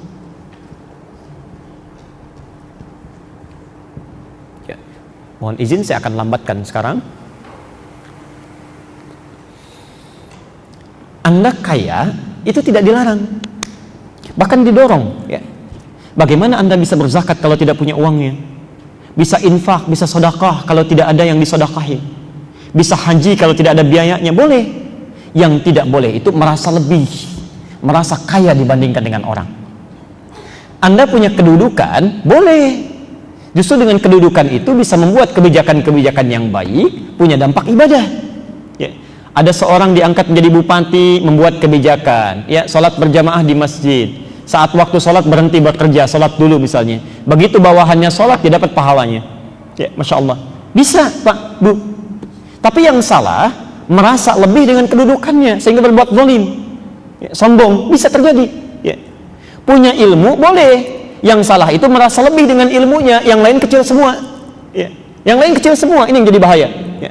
Kan saya sering ibaratkan ya, orang sombong itu seperti orang yang naik ke puncak yang tinggi. Dia sendirian naik, kemudian dia melihat ke bawah, orang kelihatannya kecil semuanya itu ya. Dia lupa bahwa orang di bawah pun melihat dia juga kecil di atas ya. Silahkan cek, Anda naik ke tingkat tertinggi itu di menara di Masjid Nurul Bahri, lihat orang di bawah kok kayaknya kecil semua ya, kecil. Dia lupa yang di bawah pun lihat dia kecil juga. Dan yang paling berbahaya kalau dia sendirian melihat orang banyak di bawah. Tapi kan yang di bawah melihat dia itu sendirian. Itu yang berbahaya. Nah, sekarang kita teruskan dulu. Jadi, penyakit sombong ini kata Quran, pertama kali bisa muncul karena orang merasa lebih. Sekarang yang jadi masalah, kapan seseorang itu merasa punya kelebihan? Kapan? Nah, ini yang kita akan ambil satu contohnya di Quran untuk sesi hari ini. Setelah itu kita berhenti dalam pembahasan dimaksud ya. Saya urutkan ya. Tidak boleh sombong. Sombong berkonsekuensi dapat dosa yang tidak kecil. Penyebab orang sombong merasa lebih. Quran surah 96 ayat ke-6 itu. Ya, pelan-pelan. Sekarang pertanyaannya, kapan seseorang bisa merasa lebih? Ya. Apa faktor-faktor penyebab yang menyebabkan orang bisa merasa lebih sehingga bisa menjadi sombong? Baik, mari kita catat. Satu, ziyadatul mali. Ya, penyebab pertama, bertambahnya harta benda. Hati-hati ya.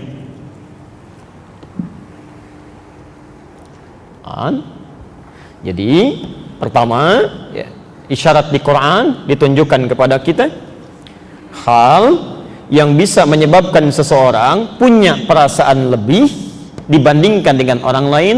Faktor pertama, jika dia mengalami peningkatan harta benda. Jadi kalau hartanya meningkat, awas hati-hati ya. Seseorang yang mengalami peningkatan harta, saat yang bersamaan dia akan lebih rentan diserang penyakit sombong. Ya, punya perasaan lebih.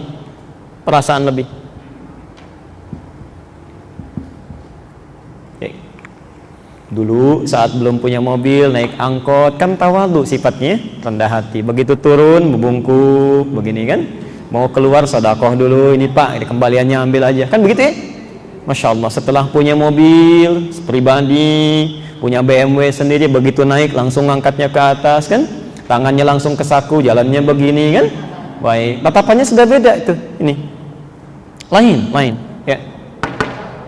Saya kan sering buat rumus persamaan fisikanya itu kan, F1 sama dengan F2, gaya gerak sama dengan gaya dorong gitu kan.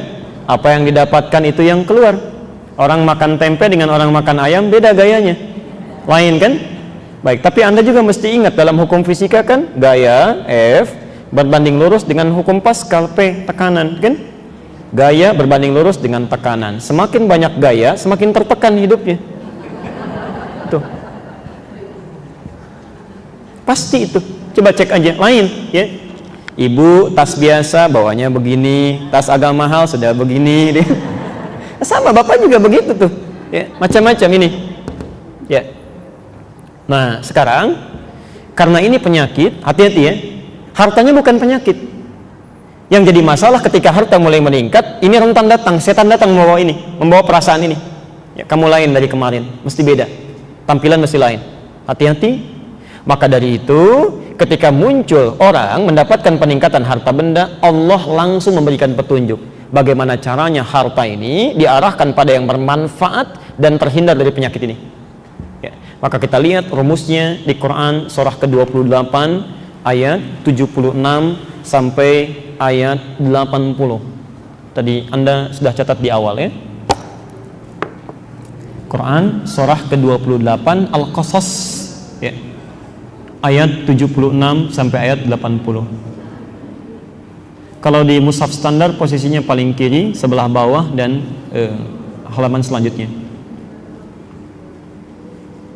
Sudah? Oke, baik. Yuk kita ambil contoh orang paling kaya saja ya. Ya. Orang paling kaya yang disebutkan dalam Al-Quran. Kira-kira siapa? Qarun, Masya Allah, Alhamdulillah. Sampai saking kayanya sekarang masih dicari-cari hartanya. Ya. Orang kalau mencari harta ke samudra, cari harta siapa? Tuh, harta Qarun. Yuk kita lihat ayat 76-nya. Ini orang paling kaya disebutkan di Quran. Inna Qaruna kana min qaumi Musa. Sungguh kata Allah, Qarun itu termasuk kaumnya Musa. Ya. Di Qarun termasuk kaumnya Musa, artinya hidup di zaman Musa alaihissalam. Ya. Dan bukan hanya kaumnya Musa, saya pernah sampaikan di beberapa tempat, Qarun ini ternyata sepupunya Musa. Ya, sepupu Musa. Ya, sepupunya Nabi Musa alaihissalam. Jadi bapaknya Musa itu kakaknya bapaknya Qarun. Ya. Musa punya bapak namanya Imran. Tapi bukan yang di Ali Imran ya, itu beda, lain. Ya. Punya bapak namanya Imran. Qarun punya bapak namanya Yesar. Nah, bapaknya Qarun itu kakaknya bapaknya Musa. Ya, kakaknya bapaknya Musa, keturunan dari Kuhas anaknya Lewi satu di antara 12 anaknya Yakub, saudaranya Yusuf. Ya. Yakub anaknya Ishak anaknya Nabi Ibrahim alaihissalam. Ya. Bin Azar bin Nahur, ya, bin Abir bin Kinan bin Arfakhshad bin Sam bin Nuh alaihissalam, bin Mihlail bin Matusyalah bin Kinan bin Anwas bin Tis bin Adam alaihissalam. Ya. Jadi itu masih saudara. Ya. Saya tidak tahu nyambung atau tidak dengan ibu bapak nasabnya itu. Ya. Yang pasti mereka bersaudara. Qarun. Ya. Saya persingkat, Allah berikan satu titipan pada Qarun, dititipkan. Ya. Lihat kalimat Qur'annya, wa atainahu. Ya. Wa atainahu, kami berikan kepada dia, kami titipkan. Ya. Kalau bahasanya kami yang titipkan, ya Allah yang titipkan, yang punya siapa? Ingat, yang punya harta itu bukan Qarun, yang punya Allah. Tolong fokus pada runtutan rumus ini ya. Saya tuliskan satu pernyataan Qur'annya, yang punya hartanya Allah. Makanya bahasa Qur'annya kami titipkan. Wa atainahu minal kunuzi, dan kami berikan harta-harta yang cukup banyak. Oke. Hartanya banyak. Saking banyaknya, ma inna mafatihahu latanu bil usbah. Ibu bayangkan Bu ya, kunci berangkasnya saja dari hartanya ini itu tidak sanggup dipikul oleh 10 orang terkuat yang ada di zamannya. Anda bayangkan. Insyaallah. Ada orang punya harta benda, kunci berangkasnya saja itu dibawa oleh 10 orang terkuat di masanya, itu masih keberatan Pak. Masih berat ya. Luar biasa kayaknya ya. Yang paling menarik begini, tapi ketika datang harta benda ini berubah statusnya, jadi orang kaya, super kaya, luar biasa. Tadi ya, peningkatan gaya hidup mulai berubah, tekanan mulai datang, penampilan mulai ingin dilihat, ingin beda dari yang lain, ya. Kalau Anda punya brankas misalnya, kuncinya Anda sembunyikan atau Anda pamerkan? Oh, pasti sembunyikan. Nggak ada orang pasang iklan, kunci brankas saya terletak di sini katanya, dia foto ya, atau dia posting di status dia, itu mustahil ya. Mustahil. Ini lain, saya mesti beda dengan yang lain. Harta saya terlampau banyak, mau diambil juga akan habis ya.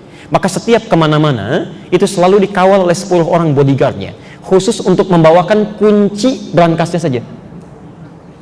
Jadi kalau mau jalan misal ke sini, ke Kodamar, di belakangnya 10 orang, cuman bawa itu aja. Ini saya, tuh.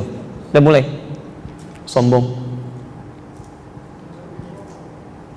Kaya, sombong. Banyak hartanya, ya, banyak. Pelan-pelan. Maaf, kalau ada orang kaya sekarang, lebih kaya mana dengan Qarun? Kaya Qarun. Jadi kalau ada orang kaya sekarang sombong, keterlaluan itu. Ketinggalan zaman, ya. Dulu yang lebih kaya sudah ada ya, dan bermasalah ya. Ini kalau Qarun saja yang paling kaya sombong bermasalah, yang sekarang nggak lebih kaya dibanding Qarun mau sombong, itu ketinggalan ya. Anda terlambat, maaf ya, sudah ada yang lain ya. Sekarang lihat rumusnya, ayat 77 nya, lihat rumusnya. Masya Allah, saking sayangnya Allah diingatkan ya. Di sini kita berhenti dulu dan berakhir kajian kita. Inilah sifat kasih Allah, Pak Ibu sekalian. Ini sifat kasih Allah.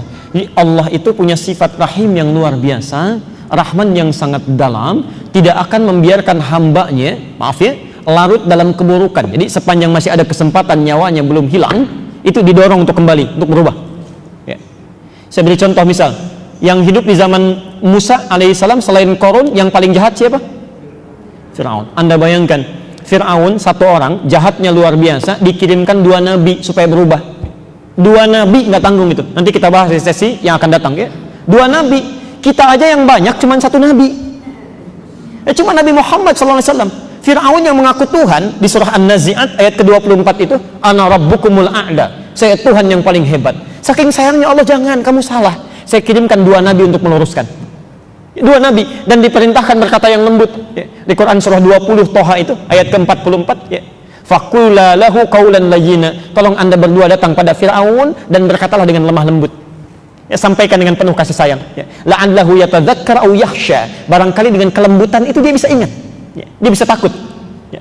Termasuk Qarun, saking sayangnya Allah diingatkan dalam lisan kaumnya. Perhatikan kalimatnya, ini inti bahasan kita. Wabtaghi fima atakallahu daral akhirah wala tansa nasibaka minad dunya. Kalau Anda insyaallah dengan izin Allah mengalami peningkatan harta benda misal, maka rumus Qur'annya ini langsung kata Allah ya, wabtaghi fima atakallahu ad-daral akhirah. Ini poinnya.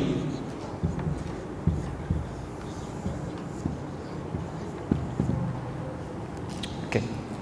Dan kita akan berhenti di sini.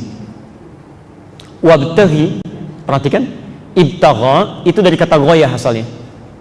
Ghayatun artinya tujuan. Ghayatun artinya tujuan. Tujuan. Misal Anda umrah atau haji ya, datang ke Saudi. Orang sana berkata ishtibgha. Apa tujuannya ke sini? Mau ibadah, mau jalan-jalan, mau belanja, atau mau apa? Itu ishtibgha. Kalau berupa perintah dari kata ghaya, maka berubah dari ibtagha menjadi ibtaghi ya. Perhatikan kata Allah, dan tujuan kami titipkan harta benda itu. Tujuan kami titipkan harta benda itu, tujuannya supaya Anda mencari dengan itu semua ya. Jadikan bekal ya. Saya terjemahkan bebas. Dan tujuan dari harta yang kami titipkan ya. Tujuan dari harta yang kami titipkan kepadamu ini, tujuan dari harta yang kami titipkan kepadamu ya, supaya dengan itu engkau cari ya. Supaya dengan harta itu engkau cari, supaya dengan harta itu engkau cari tempat terbaikmu di akhirat, di surga ya. Tempat terbaikmu di akhirat, tempat terbaik di akhirat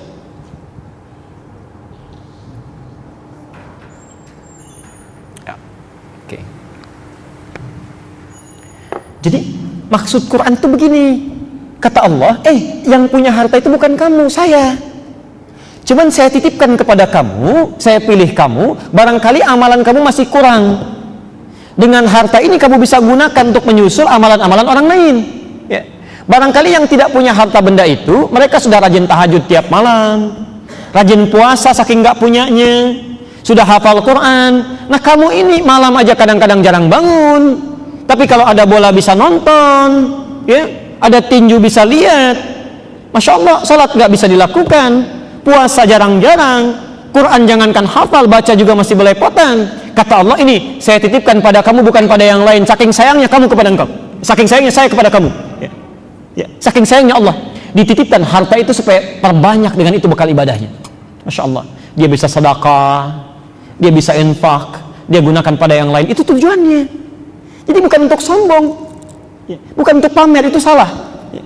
Di saat Allah titipkan kepada Anda kendaraan misalnya, barangkali yang nggak punya kendaraan itu sudah siap biasa jalan dengan kakinya, Bu, Pak ya. Ada orang ini masjidnya, rumahnya 500 meter, nggak punya kendaraan karena memang kakinya biasa jalan, masih ke masjid juga. Ada orang tinggalnya cuma 100 meter dari masjid, di sampingnya, saking sayangnya Allah, barangkali kalau kamu tidak bisa jalan dengan kakinya, ini saya berikan sepedanya. Ini saya berikan motornya. Belum cukup karena takut alasan hujan juga, ini mobilnya. Dari mobil yang biasa sampai mobil yang paling mewah. Belum ke masjid juga. Dengan cara apa lagi? Ya, dengan cara apa lagi difasilitasi? Ya. Ada orang misalnya, mohon maaf, gitu kan? Orang lain biasa puasa, saking nggak punyanya puasa. Saya pernah ditanya beberapa Ramadan yang lalu, Ustaz, apa hukumnya kalau ada seseorang puasa terus dia sampai subuh nggak buka? Apa hukumnya, Pak? Orang puasa, Bu, dia maghrib nggak buka sampai subuh tuh, apa hukumnya?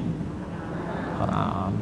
Hukumnya, kata saya saat itu, wajib bagi saya memberikan dia makanan. Karena ternyata bukan dia nggak mau makan, nggak punya makanan. Saking nggak punyanya, dia cuma nelan ludah sampai subuhnya.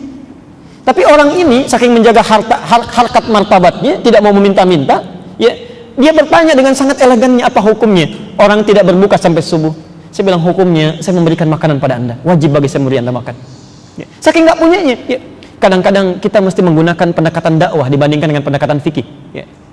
Coba, Bapak, apa hukumnya seorang laki-laki tetangga masjid nggak mau ke masjid? Apa hukumnya?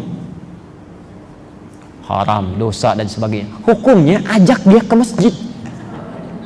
Ajak. Ya. Ya, tidak harus selalu haram kita kedepankan. Ajak dulu ke masjid. Barangkali dititipkan jadi tetangga Anda karena cuma Anda yang bisa mengajaknya. Anda yang membawanya. Tidak Allah titipkan pada yang lain karena cuma kita yang bisa mendoakannya. Ya. Jadi jangan mencelanya. Oh, sibuk mencela tuh tetangga kita mah, ya enggak seperti ayah sudah ke masjid. Ya, doakan dulu. Daripada dicela, didoakan. Ya.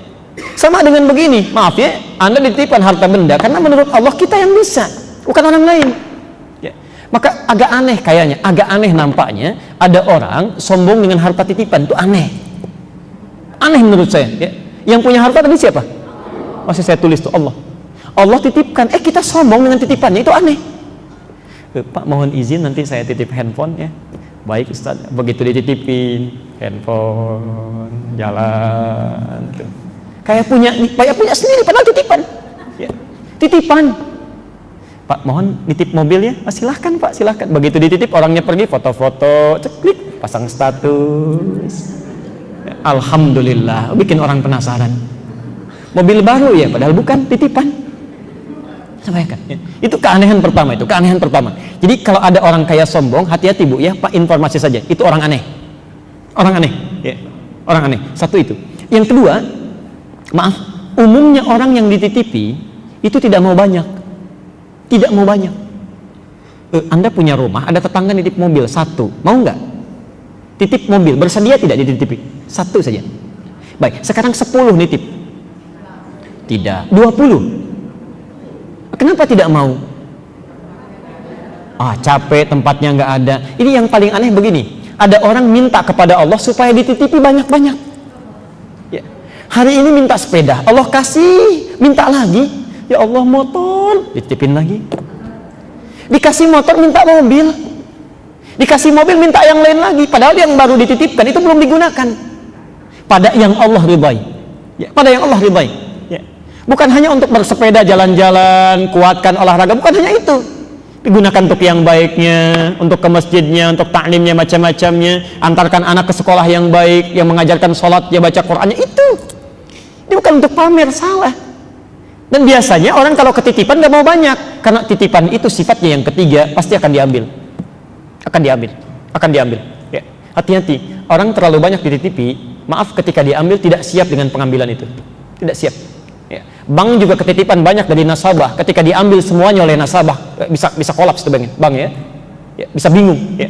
Sama ketika Anda dapat titipan terlalu banyak, tidak digunakan dengan baik, tidak tahu rumusnya, maaf, terlalu bangga dengan itu, besok saat ditanya oleh Allah diambil kembali, sulit kita menjawabnya. Ya, sulit. Saya kemarin dari Auckland ke New Zealand saja, itu Masya Allah, di bandaranya beda itu screeningnya. Ya, Bapak Ibu mungkin pernah ke sana juga ya. Ada banyak hal yang tidak berlaku di sini, di sana berlaku. Ada banyak hal yang berlaku di sini, di sana tidak berlaku. Sebaliknya, ya. Dibatasi, Masya Allah. Makanan nggak boleh masuk, sepatu kotor nggak boleh masuk, harus bersih dulu. Kalau hukum dunia saja punya screeningnya khusus, apalagi hukum akhirat. Ini yang nggak boleh masuk, ini harus keluar. Ini yang bisa diterima, ini yang tidak. Maka dari sekian mobil yang ada itu, sekian motor yang dititipkan, berapa yang sudah bisa mendapatkan persetujuan Allah, berapa yang belum mendapatkan ridhonya Allah Subhanahu wa taala. Karena itu saya akhiri, maaf, bila Anda diberikan titipan oleh Allah Subhanahu wa taala dengan penambahan seperti tadi, maka hakikatnya itu titipan Allah supaya digunakan untuk memperbanyak ibadah, ya.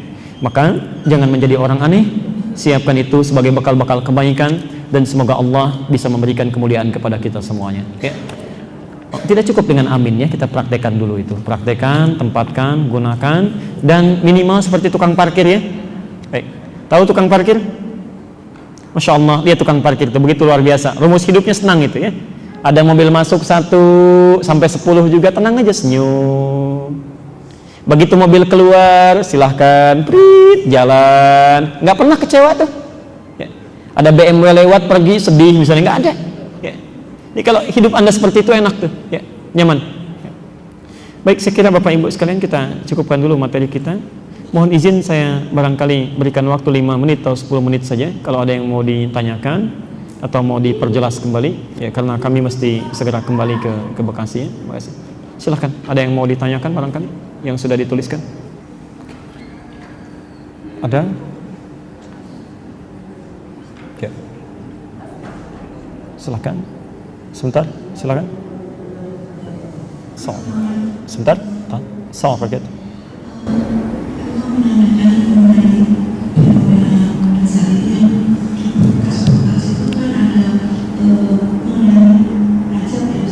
Baik.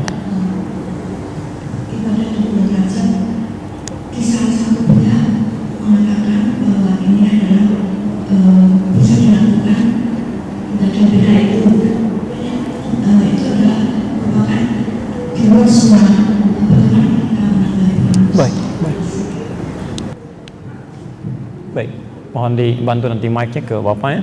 Tentang pertanyaan tentang bulan Rajab, ibadah-ibadah di bulan Rajab, ya. Banyak hadis terkait dengan Rajab, Ibu. Banyak hadis terkait dengan Rajab. Ada 1 yang sahih, 2 yang dhaif, 2 yang dhaif, selebihnya palsu. Selebihnya palsu, ya. Baik. Saya mulai dengan yang dhaif dulu, ya. Saya mulai dengan yang dhaif. Ibadah-ibadah apa saja yang bisa dilakukan di bulan Rajab? Khususnya mungkin nanti pertanyaan Ibu terkait spesifik dengan puasa, ya. Baik, salah satunya. Mari kita lihat. Ibu mau catat dalilnya? Boleh? Di Musnad Ahmad. Musnad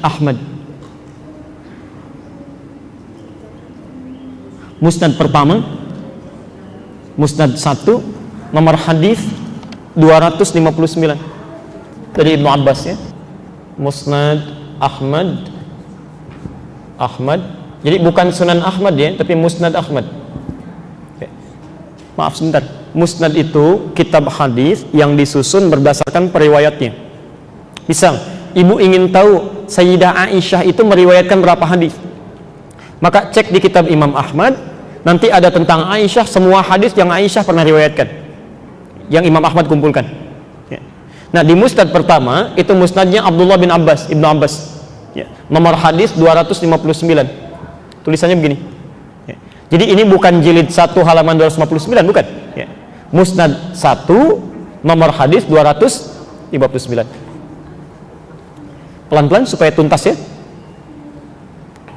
Hadis ini dengan redaksi yang mirip, yang sering dipasang di spanduk, itu didapatkan juga di Sunan Al-Baihaqi.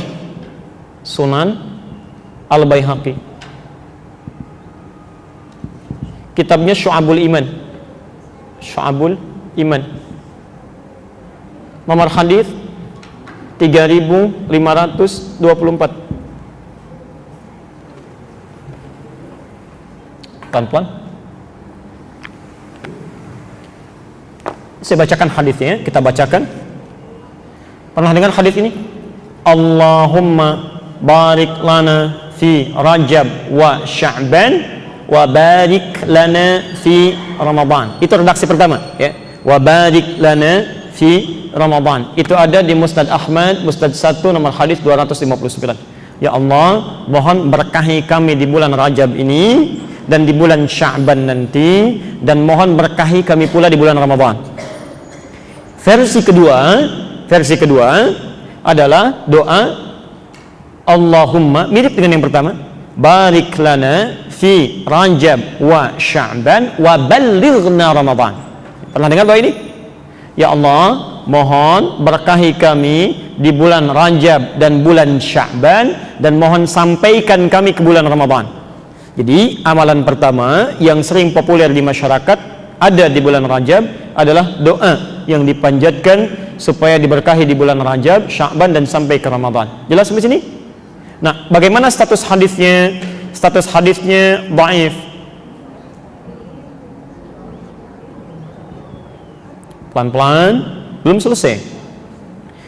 Apa urutan dhaifnya? Karena tidak semua hadis dhaif itu ditolak, tidak semua. Ya. Jangan ibu bapak katakan kalau dhaif tidak bisa diamalkan, belum tentu. Ya, hadis dhaif yang tidak boleh menjadi dalil itu, menjadi dalil landasan hukum, itu ada 3 jenis. 3 jenis, ini disepakati oleh ulama hadis. Satu, hadis munkar.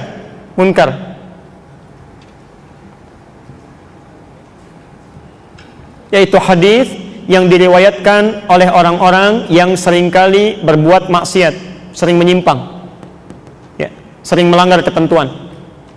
Misal ada orang menyampaikan hadis tapi suka mabuk, itu hadisnya diingkari, gak boleh diambil, walaupun belum tentu kalimatnya salah. Ya. Apa alasannya? Supaya nanti tidak ada fitnah pada agama. Tidak ada fitnah pada agama. Jadi kalau nanti ada orang-orang misalnya mengatakan pantas orang Islam perilakunya buruk, yang meriwayatkan hadisnya orang mabuk kok. Ya. Contoh begini, Anda mau ke Masjid Nurul Bahri, di jalan ada orang mabuk lewat. Ada Pak, mau ngaji nggak usah, ustadznya nggak datang hari ini. Percaya nggak? Padahal dia belum tentu salah itu. Ya mungkin dia kesini lewat, lihat pengumuman, dia dengar, dia sampaikan. Ya. Niat dia baik, cuman dia berada dalam keadaan yang tidak baik. Anda bisa tolak. Apalagi masalah hadis, ya. Apalagi masalah agama. Ya. Di agama tidak boleh diriwayatkan oleh orang-orang yang lemah. Ya. 2, matruk namanya. Matruk. Ya. Matruk itu hadis yang diriwayatkan oleh orang yang seringkali tertuduh sering berdusta, ya, sering bohong. Pernah dengar hadis ini? Awal Ramadan rahmah, wa awsatuhu maghfirah, wa akhiruhu itqu minan nar. Awal Ramadan itu rahmat, pertengahannya adalah maghfirah, ujungnya itqu minan nar. Pernah dengar? Nah itu hadisnya hadis matruk. Hadis matruk. Jadi nggak bisa dipakai dalil. Nanti biasanya tiap tahun suka diulang-ulang itu. Ya, itu hadis matruk. Nggak bisa dipakai dalil. Pelan-pelan. Yang ketiga, hadisnya hadis maudhu namanya, hadis palsu. Hadis maudhu, palsu. Maudhu, palsu. Nah ini banyak di bulan Rajab ini. Banyak sekali. Pelan-pelan. Kalau maudhu, palsu, memang orang ini sengaja bikin hadis palsu. Memalsukan hadis, ya. Sengaja, ya. Nanti ibu akan dengar misalnya bapak pernah dengar hadis ini? Orang yang bahagia dengan kedatangan bulan Ramadan, maka diharamkan bagi neraka untuk menyentuh kulitnya. Pernah dengar? Itu hadis palsu. Gampang ciri hadis palsu itu, ya. Salah satunya kalau bertentangan dengan akal sehat, itu pasti palsu itu. Ya, nggak ada dalil yang menguatkan. Kalau kita bahagia saja, dibebaskan dari neraka, untuk apa puasa Ramadan? Bahagia aja. Alhamdulillah saya bahagia dengan kedatangan Ramadan. Nggak usah puasa. Itu sudah tidak disentuh oleh neraka. Ya. Ini dikenal dengan 3M. Nah, hadis yang tadi, doa yang dibacakan saat di Rajab itu, Allahumma barik lana fi Rajab wa Sya'ban wa balighna Ramadan, itu statusnya hadis dhaif, dhaifnya mungkar. Yang ini. Karena di dalam periwayatnya ada seorang bernama Ziyad An-Numairi. Ziyad An-Numairi. Ziyad An-Numairi ini dipersoalkan oleh para ulama, disebut munkarul hadis, orang yang hadis-hadisnya diingkari, ya. Pelan-pelan. Hanya cara memahaminya adalah jangan salah paham. Cara memahaminya yang salah adalah memahami ini sebagai hadis. Di doa ini bukan dari Nabi, diragukan dari Nabi, ya. Doanya bagus, betul, cuman salahnya dipahami sebagai hadis, ya. Kalau bapak ibu ingin berdoa dengan bahasa kita pun tidak dilarang. Boleh nggak saya berdoa begini misal, Duhai Allah, makin banyak nih rasanya dosa hamba, ya. Mohon berkahi kehidupan hamba ya Allah di bulan Rajab ini. berikan kesempatan untuk berubah, sampaikan hamba ke bulan Ramadan supaya bisa bertobat dengan baik. Boleh nggak? Boleh. Cuma di akhir mungkin dikatakan begini, ini hadis dari Nabi. Itu yang salah. Jadi kalau Anda ingin berdoa pun mengambil maknanya sah-sah saja. Yang salah memahami itu sebagai hadis. Jelas ya? Baik. Jadi kalau ada yang pasang spanduk menyampaikan dan hadis Nabi, itu yang bermasalah. Ya, itu yang bermasalah. Jelas ya? Baik. Yang kedua tentang puasa. Pernah dengar pernyataan ini? Siapa yang puasa 1 hari di bulan Rajab dapat pahala sekian, 2 hari sekian, 7 hari dibukakan 7 pintu surga, 8 hari dibebaskan dari 8 pintu neraka. Pernah dengar? Itu hadis nomor 3, maudhu', palsu ya. Saking palsunya di kitab hadis palsu aja nggak ada. Itu hadis palsu, itu palsu ya. Segi kepalsuannya bukan hanya bertentangan dengan dalil, dengan akal sehat aja nggak masuk ya. Nggak masuk itu. Coba maaf ya, kalau Anda sudah tahu 7 hari puasa saja di bulan Rajab bisa dibukakan 7 pintu surga, untuk apa puasa Ramadan? Ya. Dan 8 hari dibebaskan dari 8 pintu neraka. Orang ini hebat sekali, tahu dia surga punya 7 pintu, 8 punya 8 pintu, neraka punya 8 pintu. Ya. Nabi aja tidak pernah memberikan keterangan itu.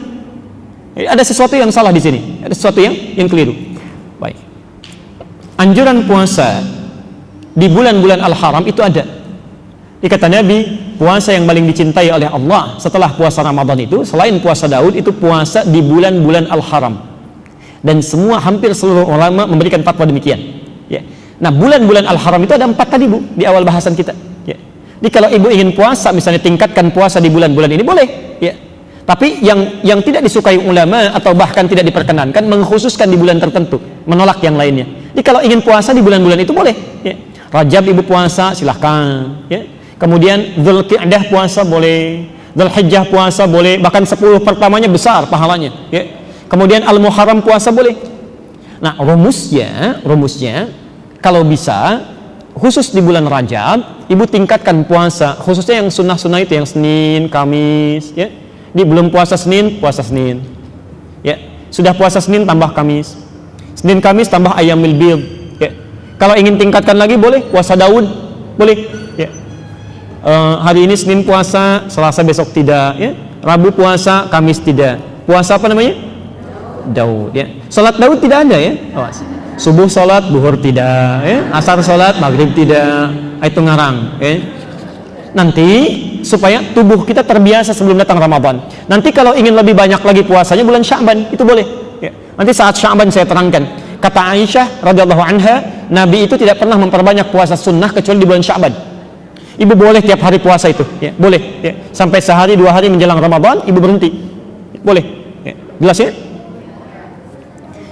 Maaf, ini barangkali yang terakhir saya jawab ya, yang belum saya bacakan. Yang sudah ada di sini, mohon izin kalau tidak sempat saya bacakan karena waktu saya sangat terbatas, saya harus segera kembali ya. Jadi mohon maaf, saya tinggalkan istri saya dalam keadaan sakit, saya mohon izin, dan beliau mengizinkan saya mengajar ya. Jadi saya berusaha sepenang mungkin hari ini supaya pengajaran kita baik. Jadi nanti saya mohon izin supaya saya bisa segera kembali ya. Baik, saya bahas dulu satu ini dengan singkat. Ini yang pertama masuk, jadi saya bacakan ini dulu ya. Panjang sekali. Waalaikumsalam warahmatullahi wabarakatuh. Ustadz, nasihat apa yang bisa Ustadz sampaikan untuk motivasi dengan dalil terkait keutamaan ketika seorang anak laki-laki sudah balik berusaha keras untuk tetap berbakti pada orang tua, yang kasar ucapannya dan agak jauh dari tuntunan agama, dengan keadaan anak laki-laki memiliki kekurangan yang berpengaruh terhadap baktinya pada orang tua. Baik. Yang kedua yang sudah dijawab ya, tentang puasa Daud. Baik. Quran surah ke 31 untuk pertanyaan ini, dalil ini. Quran surah 31 ayat 15. Kemudian Quran surah ke 46 Al-Ahqaf ya, ayatnya sama, ayat 15 ya. Kemudian cara berbaktinya, Quran surah ke 16 An-Nahl ayat 125. Ayat 125. Hadisnya saya tidak akan tanggung. Saya berikan satu kitab ya.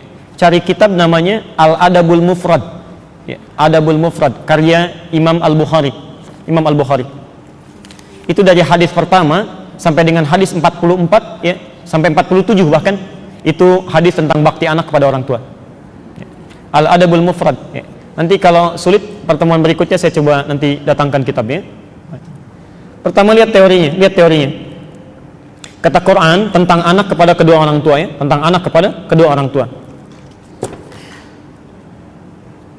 Wa in jahadaka, Quran surah 31 ayat 15. Wa in jahadaka ada an tusyrika bima laysa laka bihi ilmun fala tuti'huma. Bahkan kalaupun orang tuanya non muslim, anaknya muslim, jadi ada anak masuk Islam, orang tuanya belum ya. Kata Allah, kalau orang tuanya memaksa mengajak untuk berbuat perilaku musyrik, maka tolak dengan lembut, jangan taati. Tapi ayatnya tidak berhenti di situ. Wasahibuhuma fid dunya ma'rufa. Tapi dalam urusan dunia, tampilkan bakti terbaikmu. Berikan senyum terbaik, berikan hadiah terbaik, berikan bakti tolong terbaik, doakan supaya mendapat hidayah. Masya Allah ya. Anda bayangkan, orang tua non-muslim saja itu masih diminta oleh Quran untuk diberikan baktinya. Maka bagaimana dengan orang tua yang muslim, anaknya muslim, maka lebih harus berbakti kepadanya. Bagian pertama ya. Jelas sampai sini? Pelan-pelan ya. Satu, bagaimana cara berbaktinya? Pelan-pelan. Sebelum kepada cara, Quran tunjukkan logikanya. Kenapa anak mesti berbakti pada orang tua? Ya. Quran surah ke-46 ayat ke-15. Saya pada puncaknya saja. Pada puncaknya. Ya. Bukan hanya pernyataan yang telah mengandungnya, merawatnya, macam-macamnya. Lihat kalimatnya. Bahkan jika anaknya telah sampai pada usia 40 tahun, 40 sanah. Ya. Kata Allah, dia mesti banyak berdoa kepada Allah. Lihat doanya, kita hafal ini. Rabbi auzi'ni an ashkura ni'mataka allati an'amta alayya wa ala. Yang paling menarik, kalimat bersyukur ini disertai dengan kalimat orang tua di situ. Ya Allah, mohon bimbing hamba untuk bisa mensyukuri nikmat-nikmat-Mu yang Kau berikan pada hamba saat ini dan kepada orang tua hamba. Disertakan kalimat di situ orang tua hamba.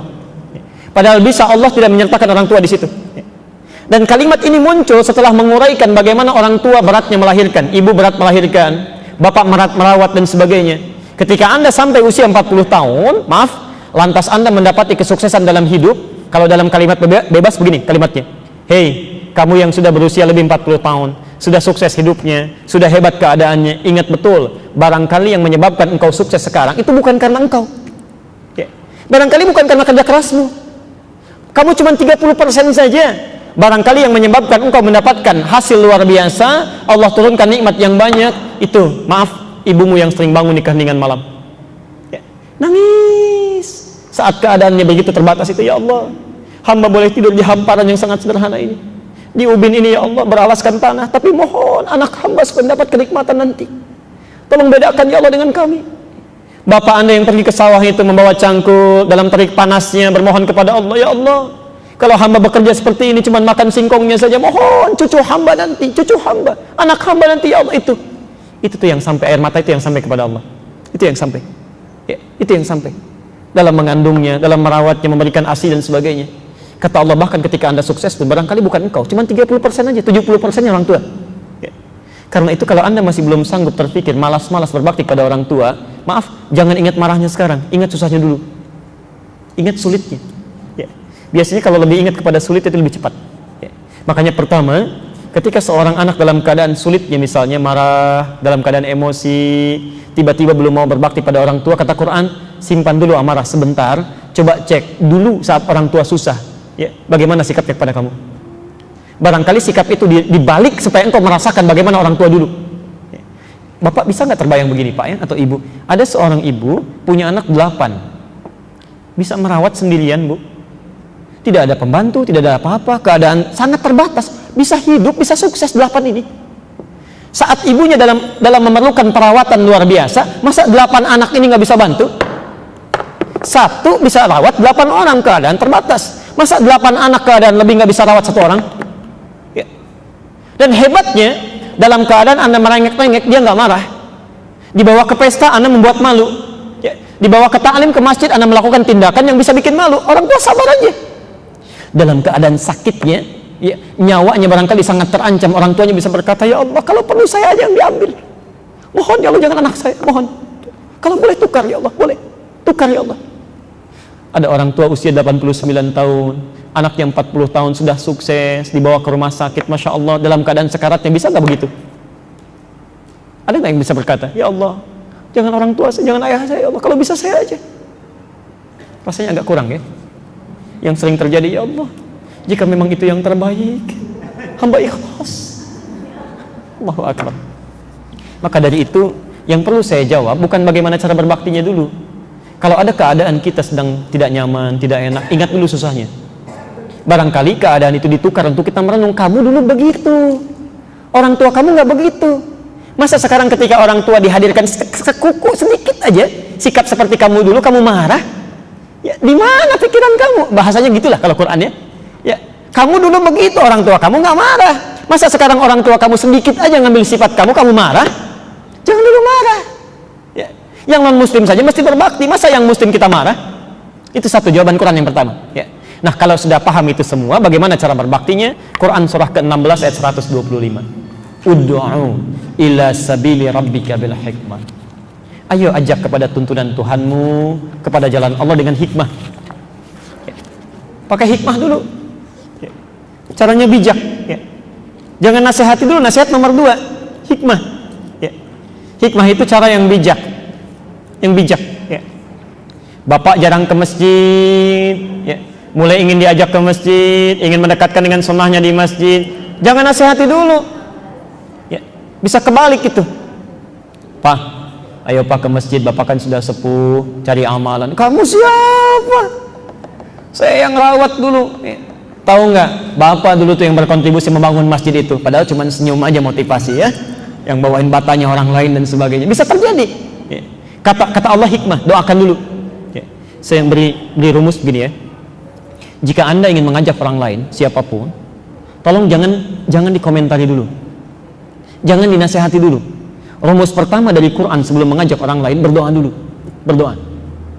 Mohon kepada Allah supaya Allah melembutkan hati orang tersebut. Yang kedua, mohon kepada Allah supaya Allah memudahkan langkah Anda dalam berdakwah. Ya. Makanya doa Nabi Musa kan sebelum datang ke Firaun apa?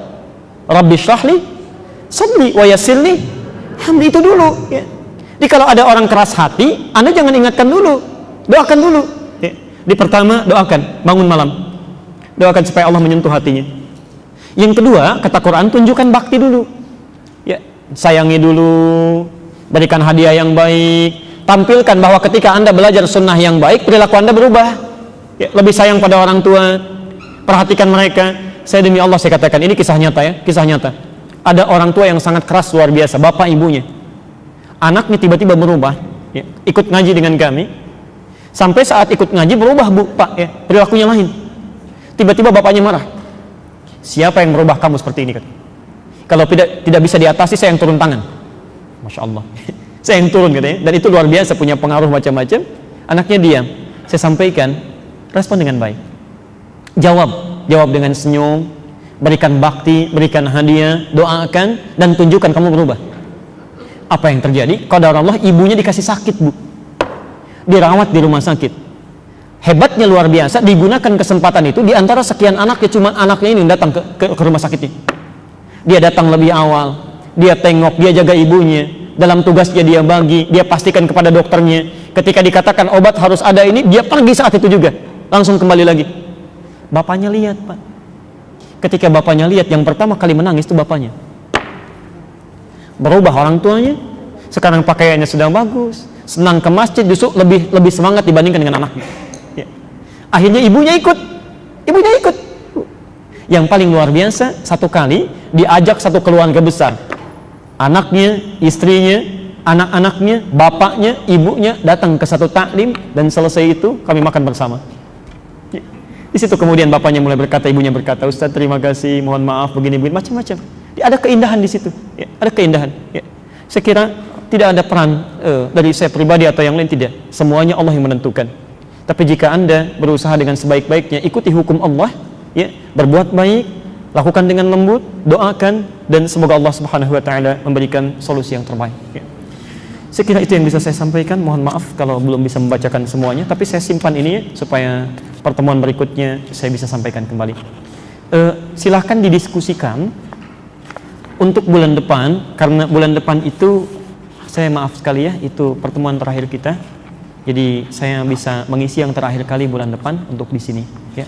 Sebelum bulan Ramadan ya, sebelum bulan Ramadan. Jadi Ramadan nanti ketemu lagi, maksudnya sebelum Ramadan itu yang terakhir.